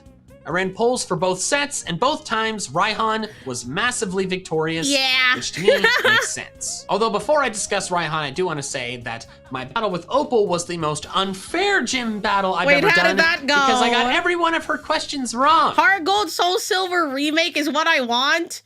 You want a remake of a remake? Oh my god. Because apparently I'm dumb. I can see why people didn't vote for Opal though, because if you get the questions wrong, the battle is unfair in her favor, but if you get them right, it's unfair in your favor, which can result in a very easy battle. I had an easy time with Opal, so I'm sorry, I can't relate. Raihan is consistently the toughest gym leader in Galar for several reasons, but I think the biggest reason I don't like his Arcalodon, brother. is that his battle is a double battle. Double battles are, by nature, tougher in playthroughs because your team isn't built for them. Your playthrough team likely doesn't know moves like Protect or Follow Me, because the vast majority of those are double battle moves. the time, they are useless in single battles, which are the battles that you've been doing your entire playthrough. However, in a double battle situation, they are staple support moves. But it's not just that your team lacks the right Arcalodon? Sorry, I'm thinking about not Arcalodon. It's the one before it. Duraludon.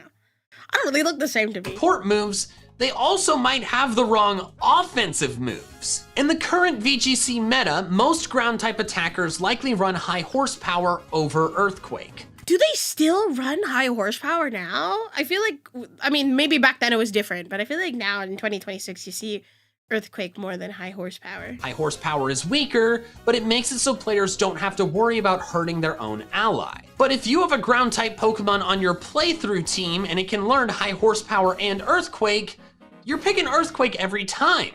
Pretty much all of your battles are single battles, and in a single battle, Earthquake is strictly superior to high horsepower because it's 100%. Who do I think is the hardest Gen 9 gym leader? Ooh. I don't know. Accurate. I had to think about that physical one. ground type move with no secondary effects, it's just stronger. So if your ground type knows Earthquake, then you go into this battle with Raihan, you now have to worry about hurting your own ally. Whereas if all— Is there a hard Gen 9 gym leader? That's why I had to think, because I didn't really struggle.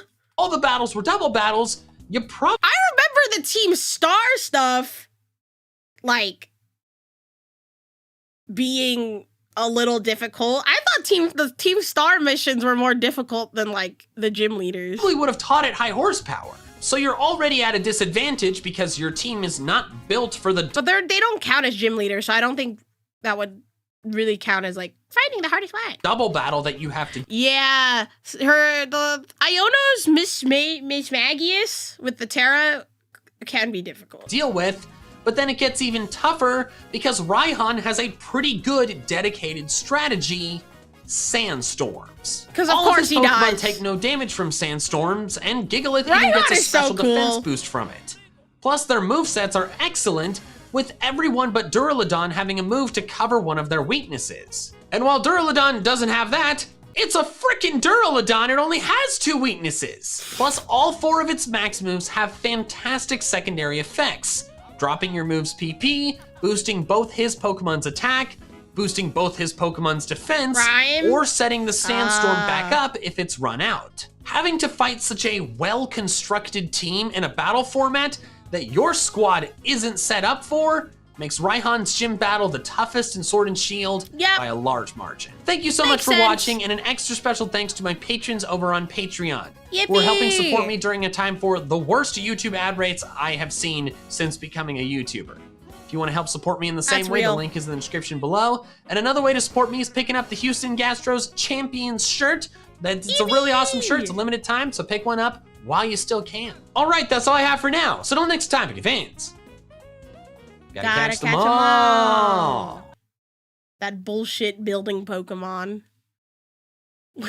Sometimes all you need is a big strong man thing, and that's facts. All the Blueberry Academy Elite Four. Yeah, I didn't play the DLC for Scarlet and Violet, but from my understanding, everybody said the DLC made the game significantly harder, which I believe. That makes a lot of sense. I'm a man thing TV. You know what? Real. That's so real. Oh my goodness. All right, gamers. I am feeling a little bit tired. So we're gonna wrap it up today. It's a little bit of a shorter stream. I might gorilla stream on Sunday. We'll see how I feel. I'm not gonna make any promises. I'm gonna gorilla stream on Sunday, but if I do, the best way to know when I am live is joining my Discord server, because that is the best way to know where I'm whenever I'm live, schedule updates. And I usually put my announcements there first before I post it anywhere else. So please go join my Discord server. It's a fun time. Chat with other shipwrecks. We do occasionally do community nights. We need to schedule one for this month. I need to figure it out. But yeah. Also go check out my merch. My merch is super awesome. It's also a great way to support me, because not only does it support me, you get something awesome out of it too. So yeah. Anywho, I'm gonna hop off. Thank you guys so much for hanging out with me today, as always, for React Fridays. And I will see you, if I don't see you guys on Sunday, I will probably see you guys on Monday for more reacting. So yeah. Alrighty, gamers. I will see you guys soon. Smiles. Anyways, bye-bye. Sayonara.